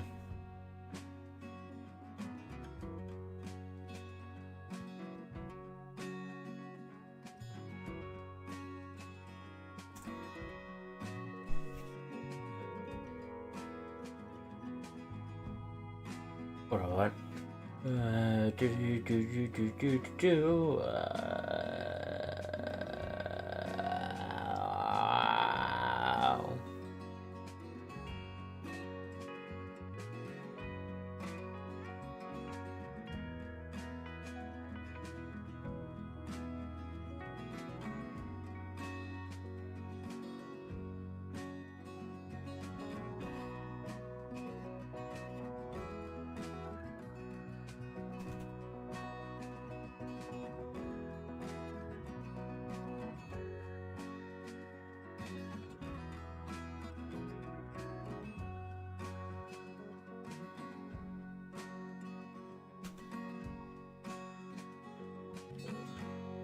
Oh, we shouldn't say that.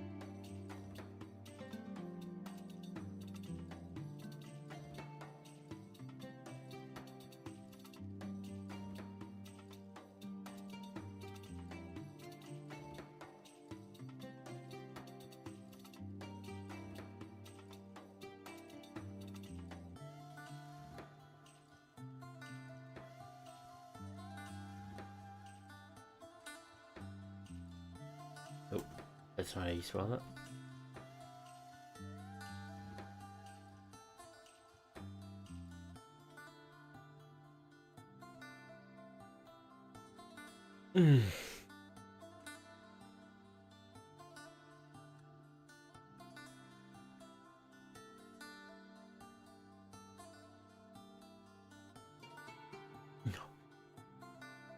Okay, where's that supposed to come from?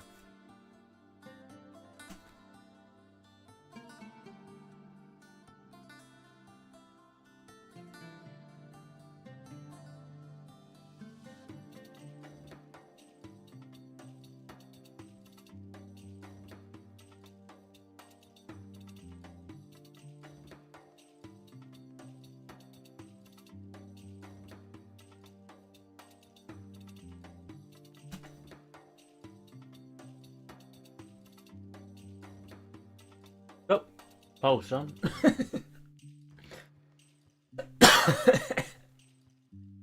Good to know. Well, the problem was either focus on this or go into the Pokemon script.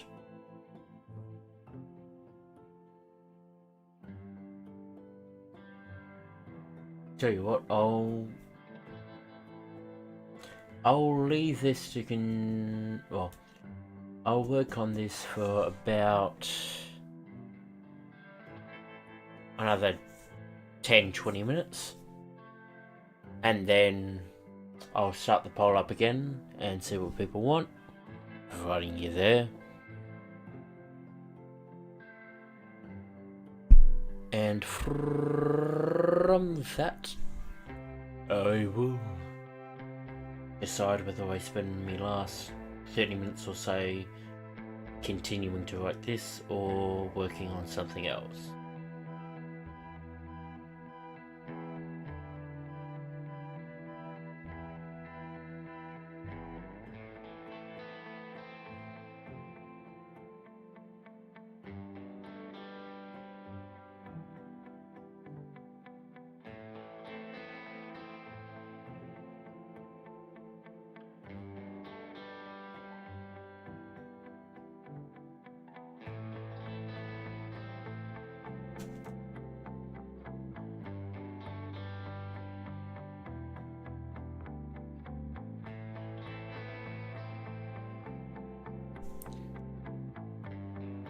Yeah.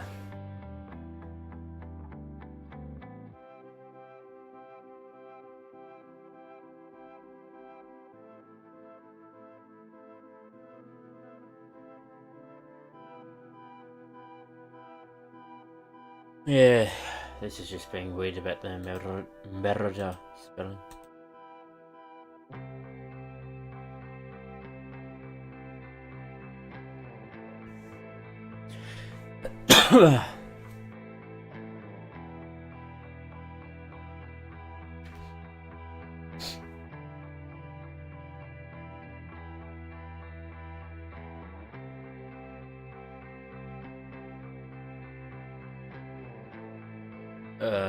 Fuck me.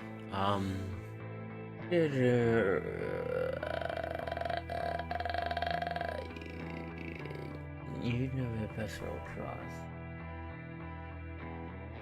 No, that should be try me. It was both of them saying at the same time, try me.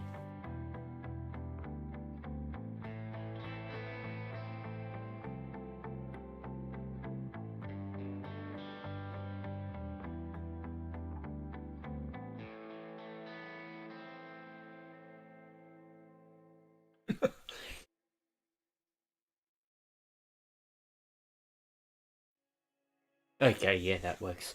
That works a treat.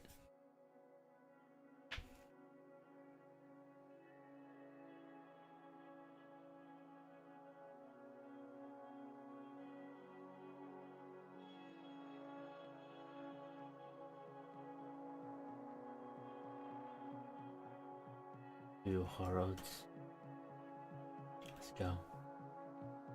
With Rapunzel cradling the chameleon. Ever closer to herself before the loud whistle of the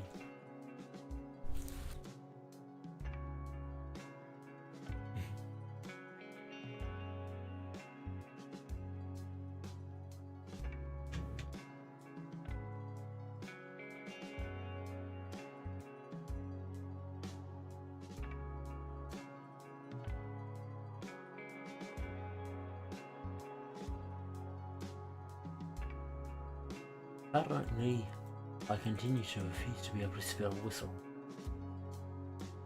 There we go.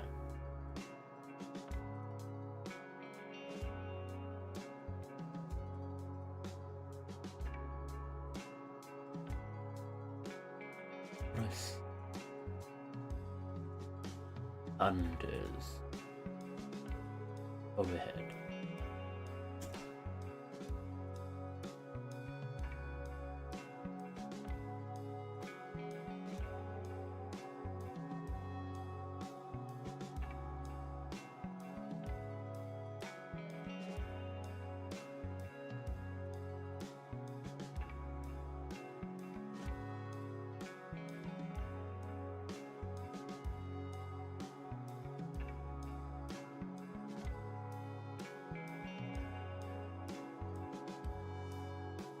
I'll save that for now before down to take part of that.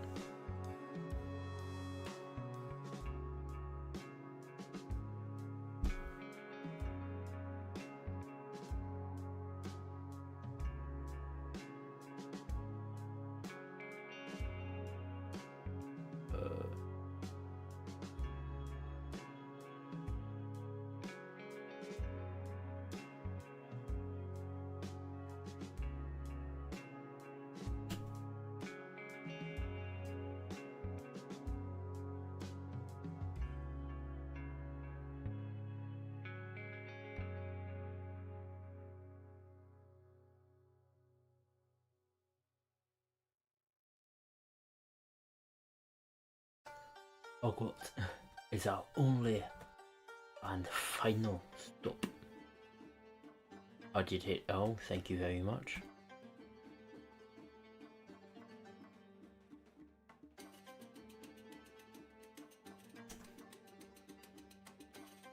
Second, very dark land.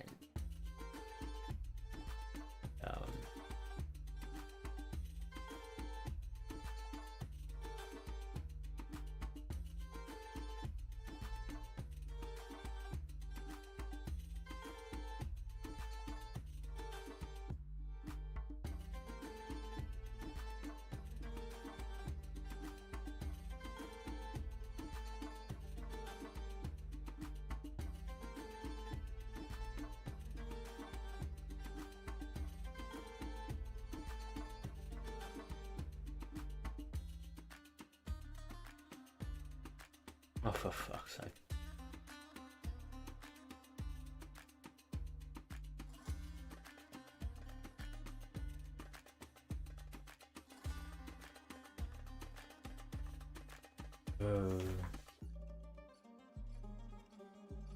Unnecessarily long blonde hair?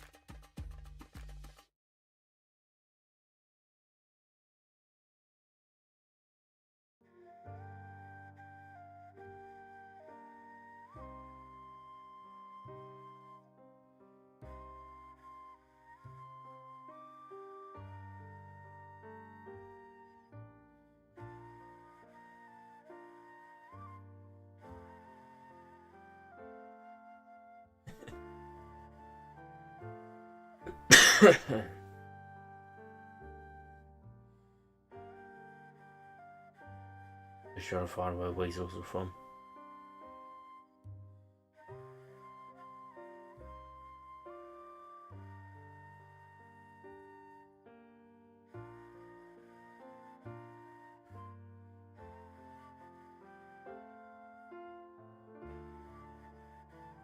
without having to worry about Genshin. For fuck's sake.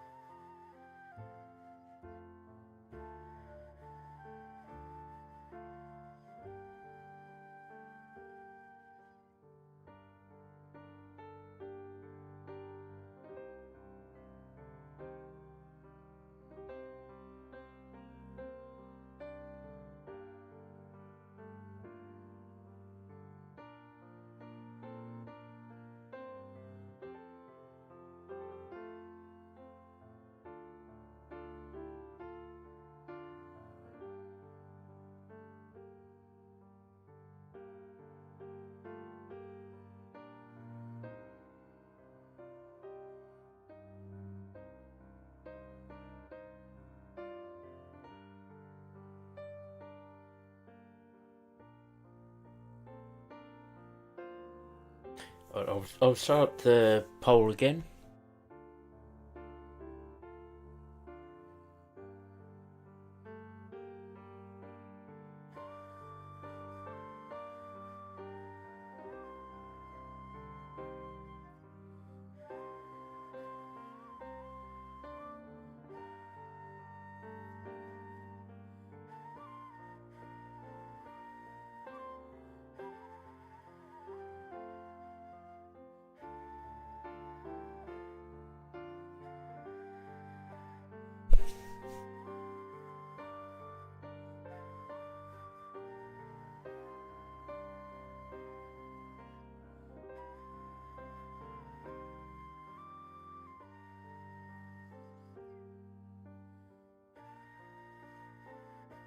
Oh, I've got to set it up completely.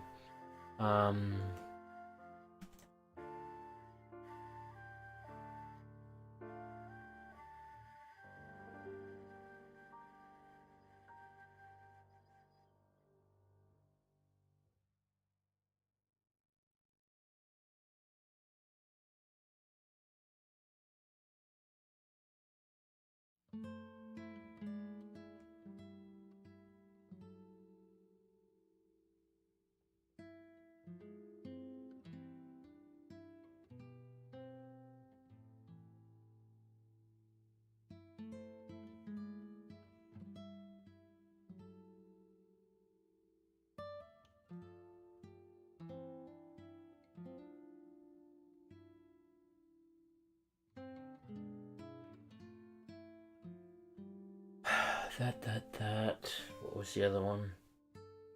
That had already been started before we went into this.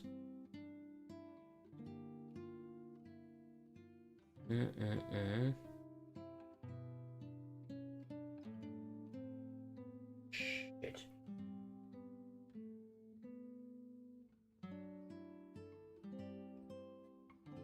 So I can remember the other options. Oh, it's simple, really. Ah, yes, that's it. Don't need to restart it again.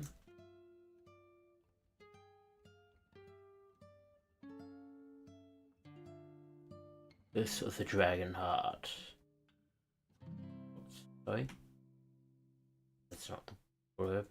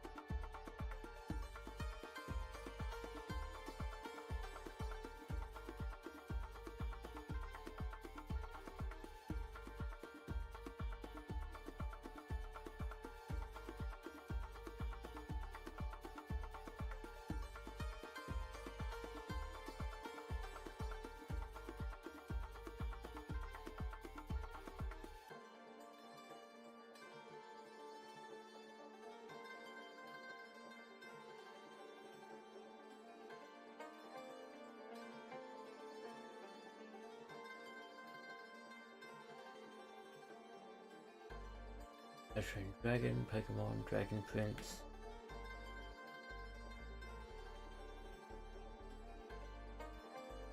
Fuck, what was the other one?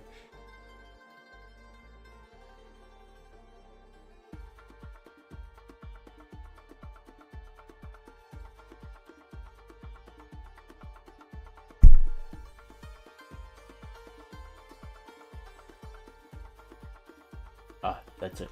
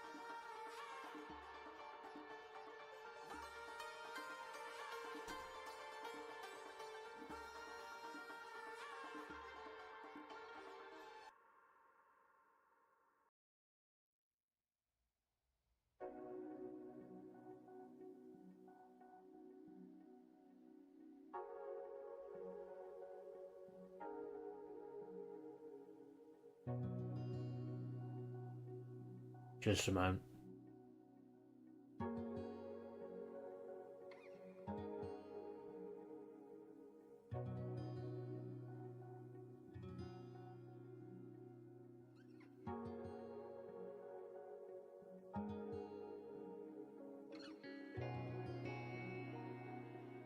Balls up again.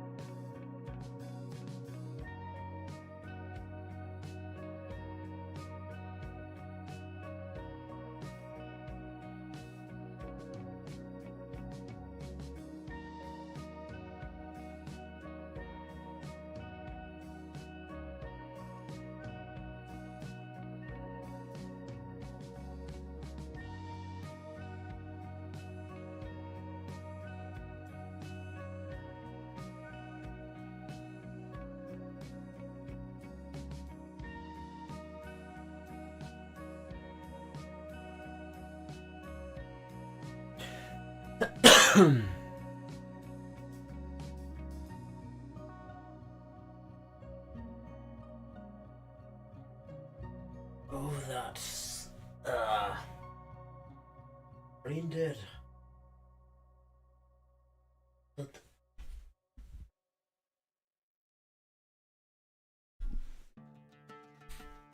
hmm.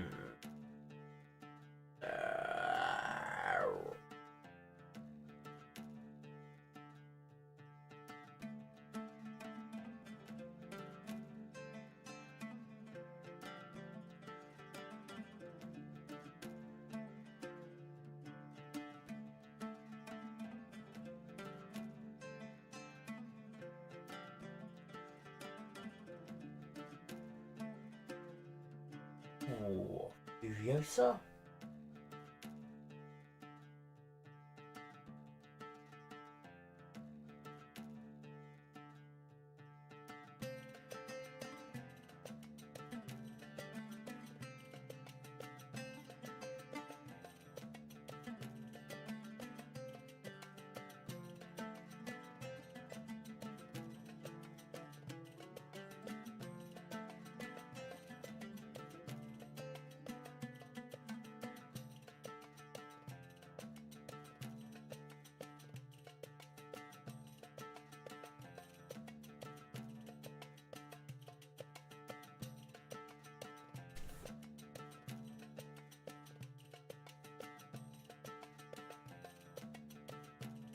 Harlequin's a bit strong.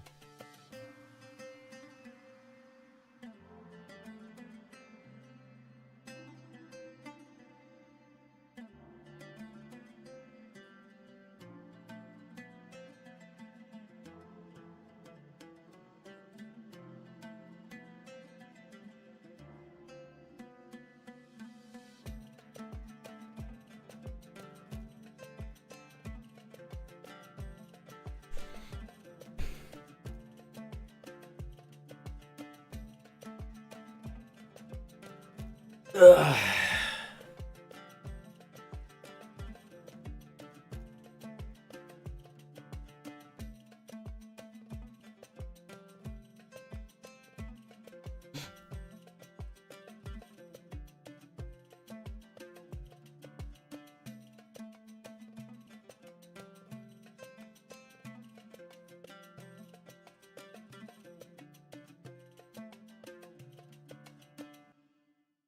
Mm.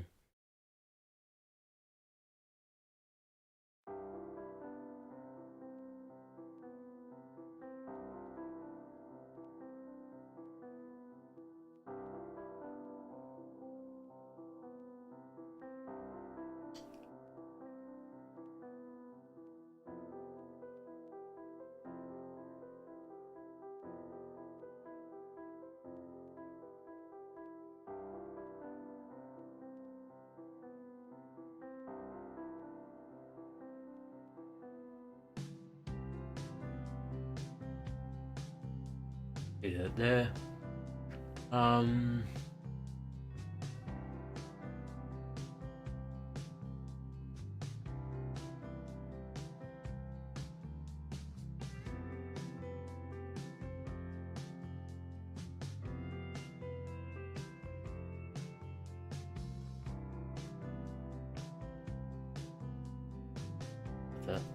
That's it.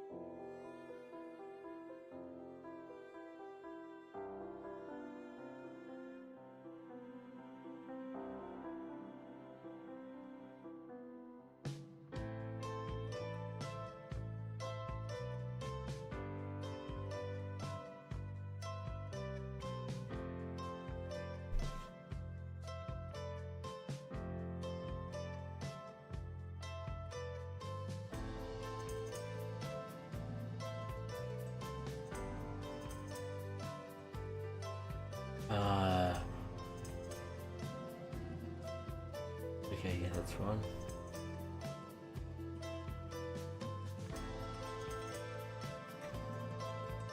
Also, if we don't get it right on this pile, I'm just going to stick with this for a little bit longer.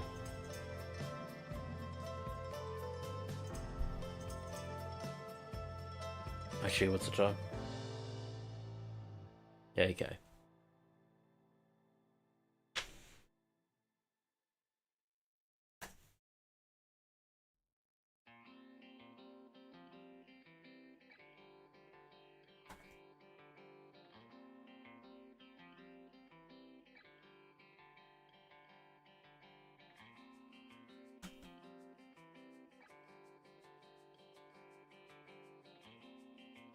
Oh, I wouldn't be able to say how got.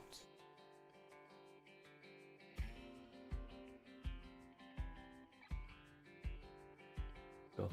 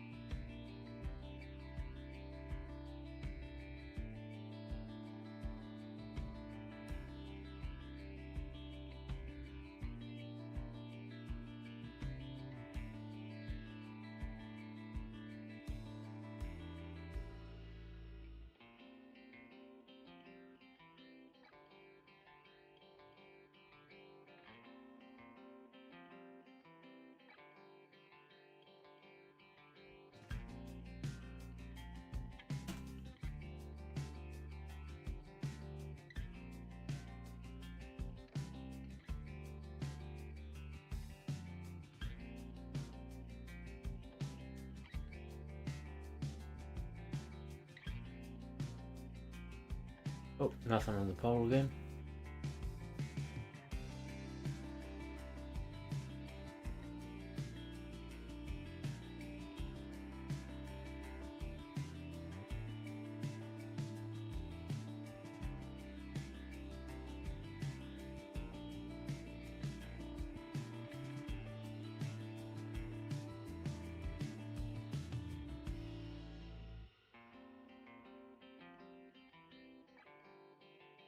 So with that in mind, I might stick with this until I decide I'm done. Me, no one else. The Tommies and Jackson are playing here, there, and everywhere.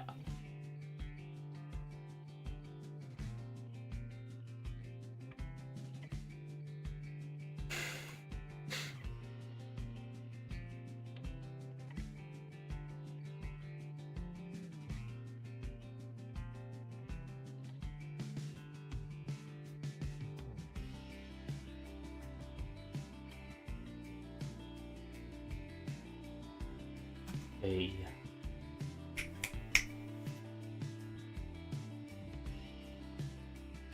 Prune ski? Oh. Or skis, right? It's just what to tag with it. That's the problem.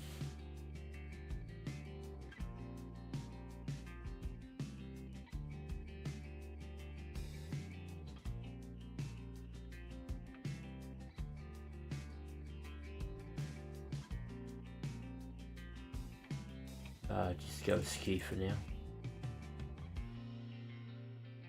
Yeah. Roll.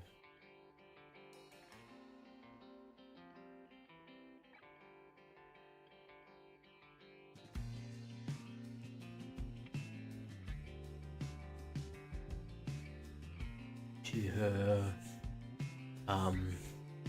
enchanted quiver. Makes sense with that.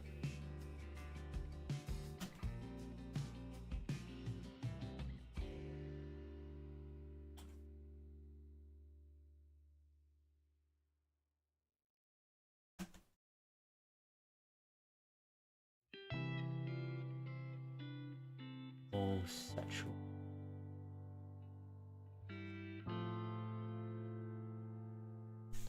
Fuck's sake. I know I've had this plenty of times.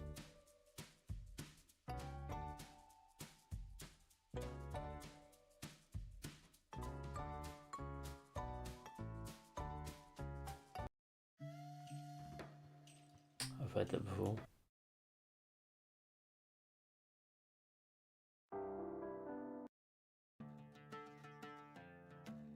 Go on. Cool. 2, 3.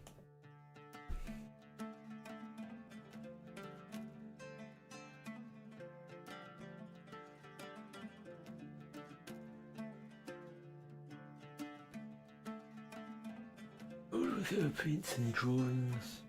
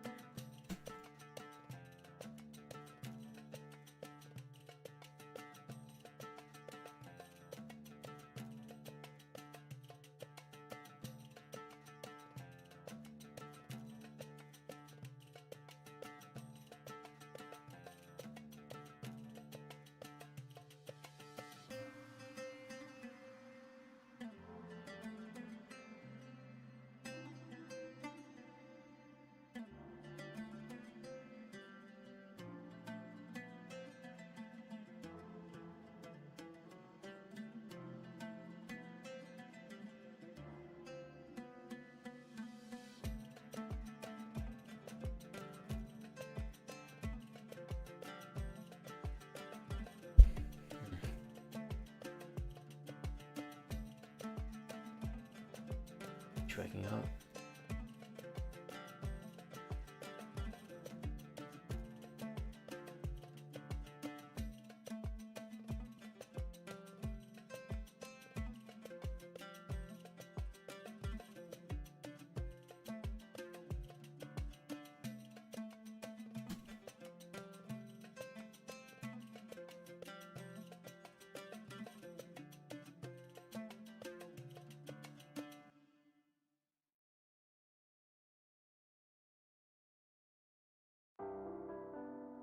Oh, for fuck's sake. This is certainly at the very least the one that I bloody keep remembering, so.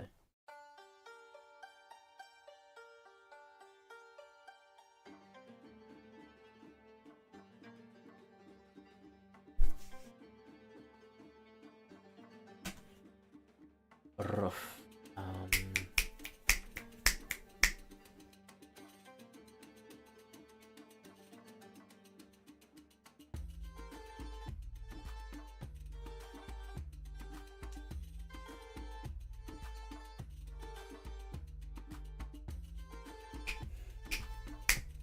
What do you call it?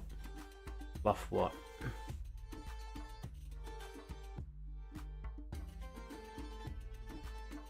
Oh, I think I better so go fill up me glass.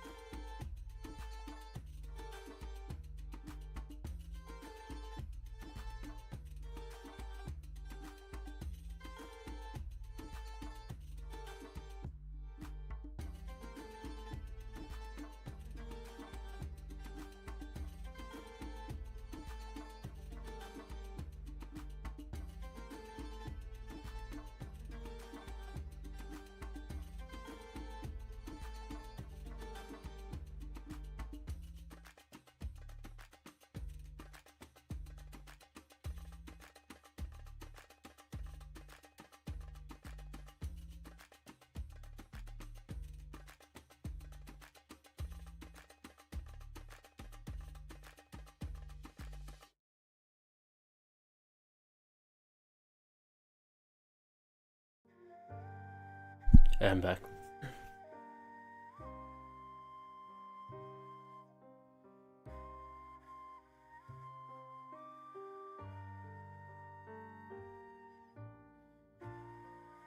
Rodar with her 3.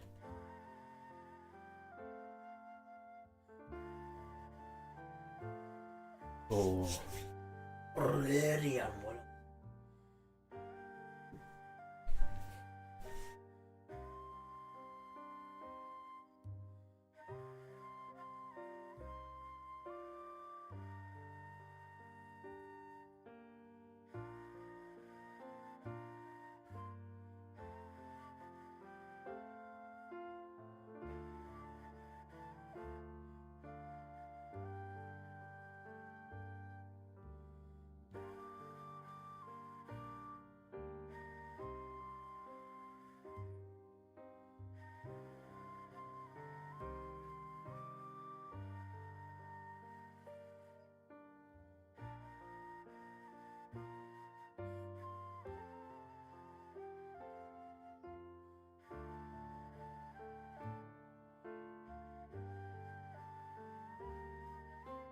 Interesting, that doesn't pop up.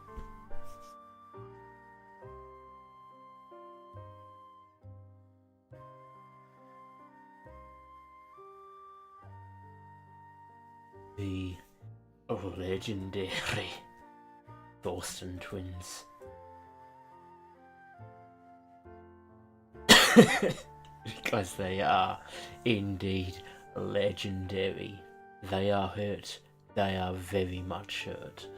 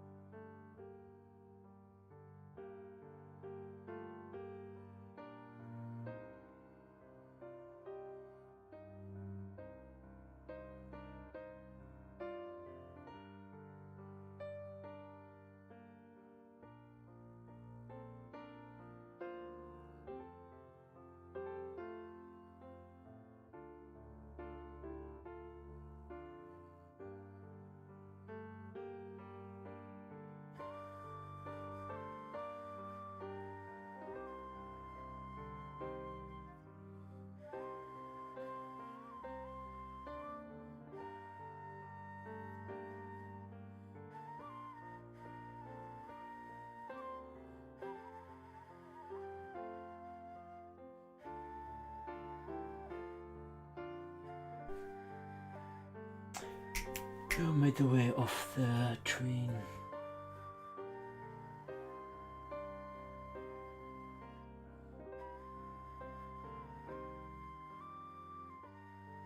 Maneuvering.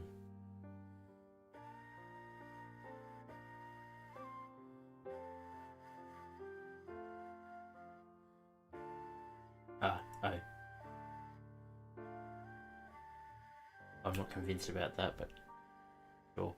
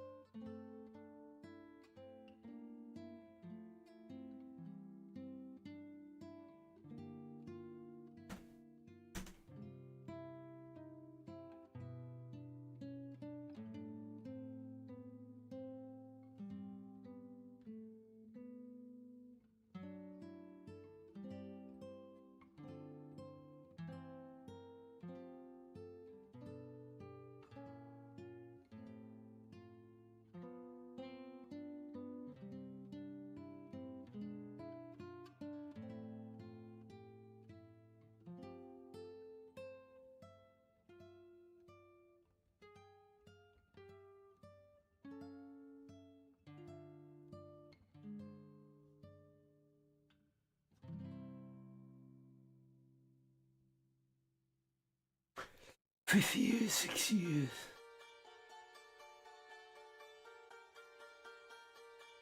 What did it say?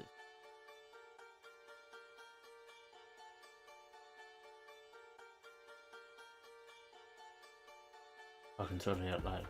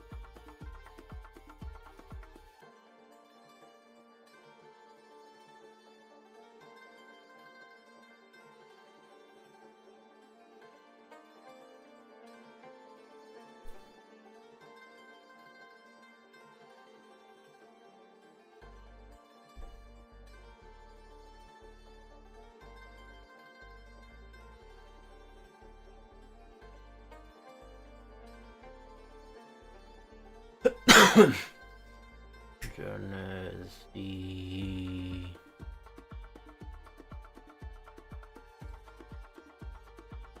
Yeah, that's the right word. That is absolutely the right word.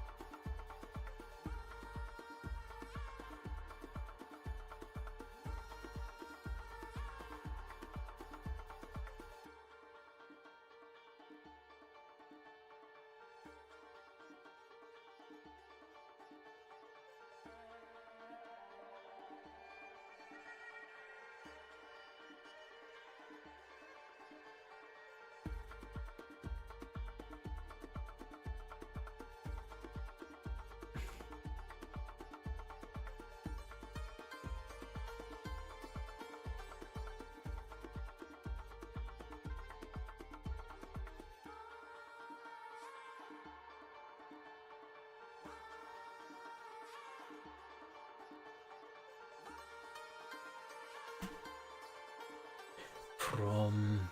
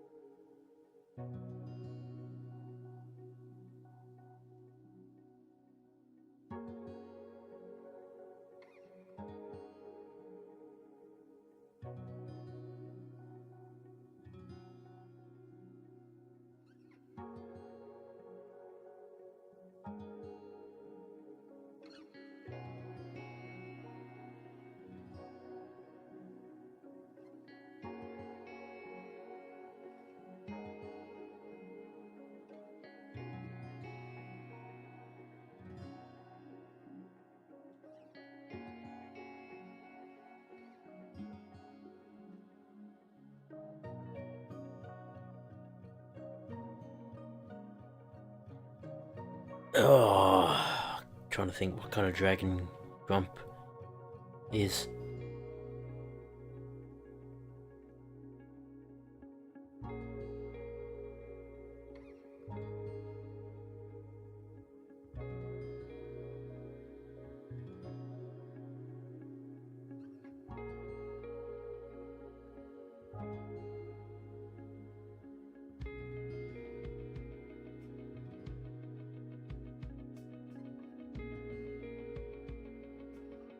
Oh, purple.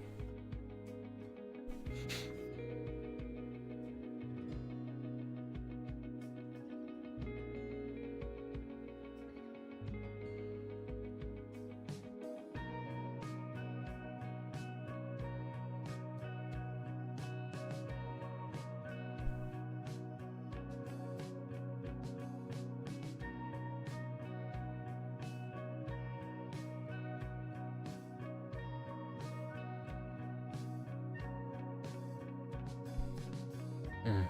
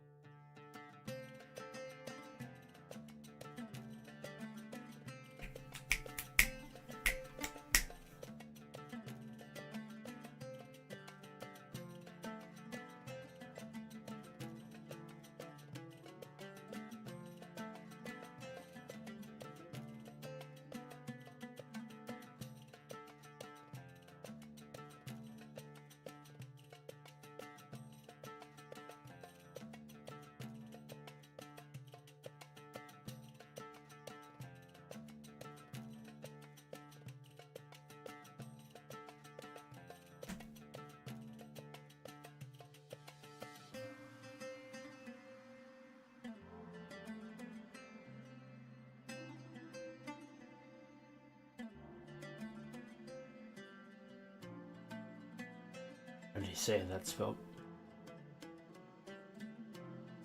I've got about 10 minutes.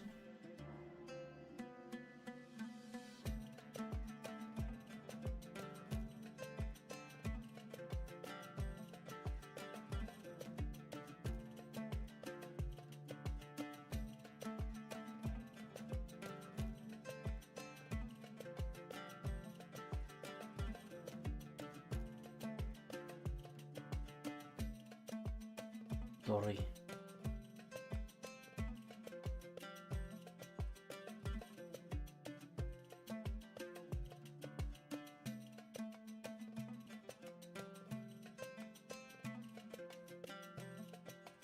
Murdered. I was going to say murderer, but well, as you could see, I was going to say murderer.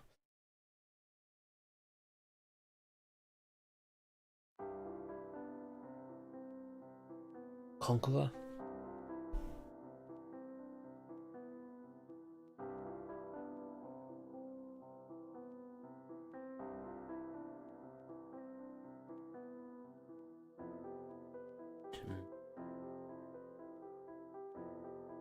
Phantom.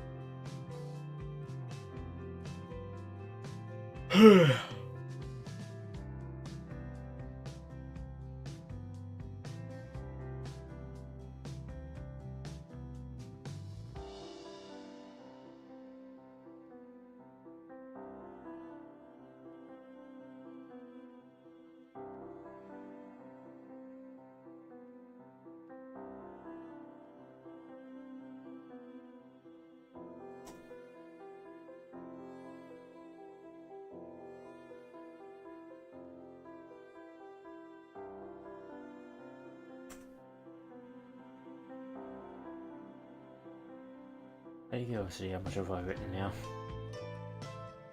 Because it wouldn't surprise me if I've doubled it now. I shouldn't have that effect. Yeah, I've doubled it. Took an hour and a half to get nearly 900 words, and then in the next half hour I've doubled it.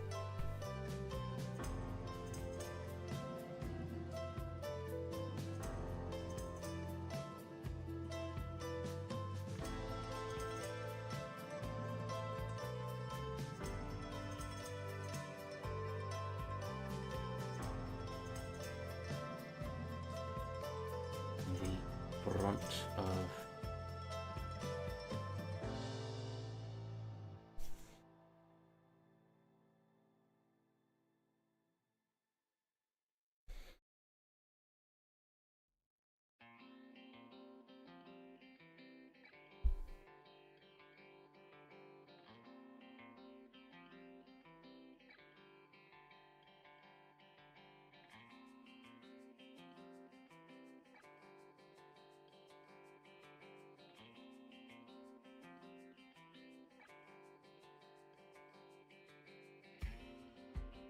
not long left.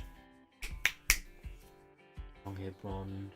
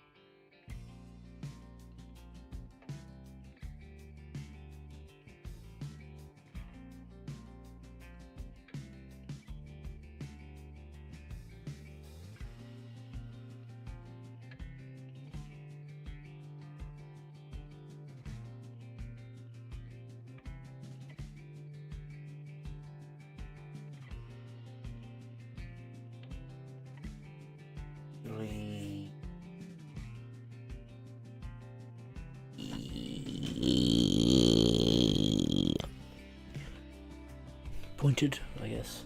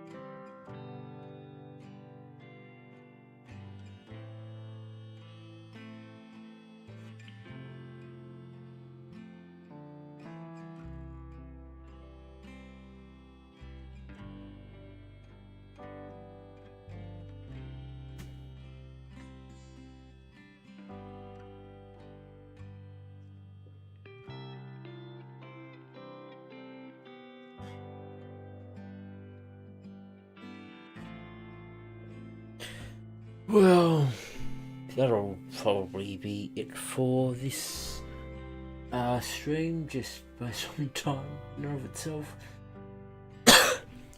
Even despite me starting this later than I wanted to, this is probably a relatively decently length stream. Going for 3 hours 20 minutes. So yeah, feel free to let me know what you think about this sort of thing, because I don't mind running this style of stream or video again. Ideally I'd do it a shit ton earlier than I did today, so I can just run through stuff, but yeah. Well, anyway, until next time, guys. As always, I've been Thwonga82. Thanks for watching. Well, thanks for tuning in live if you did, or if you're watching on playback. Thanks for watching. As always, feel free to like, comment, and subscribe. And I will see you all next time. Bye, guys.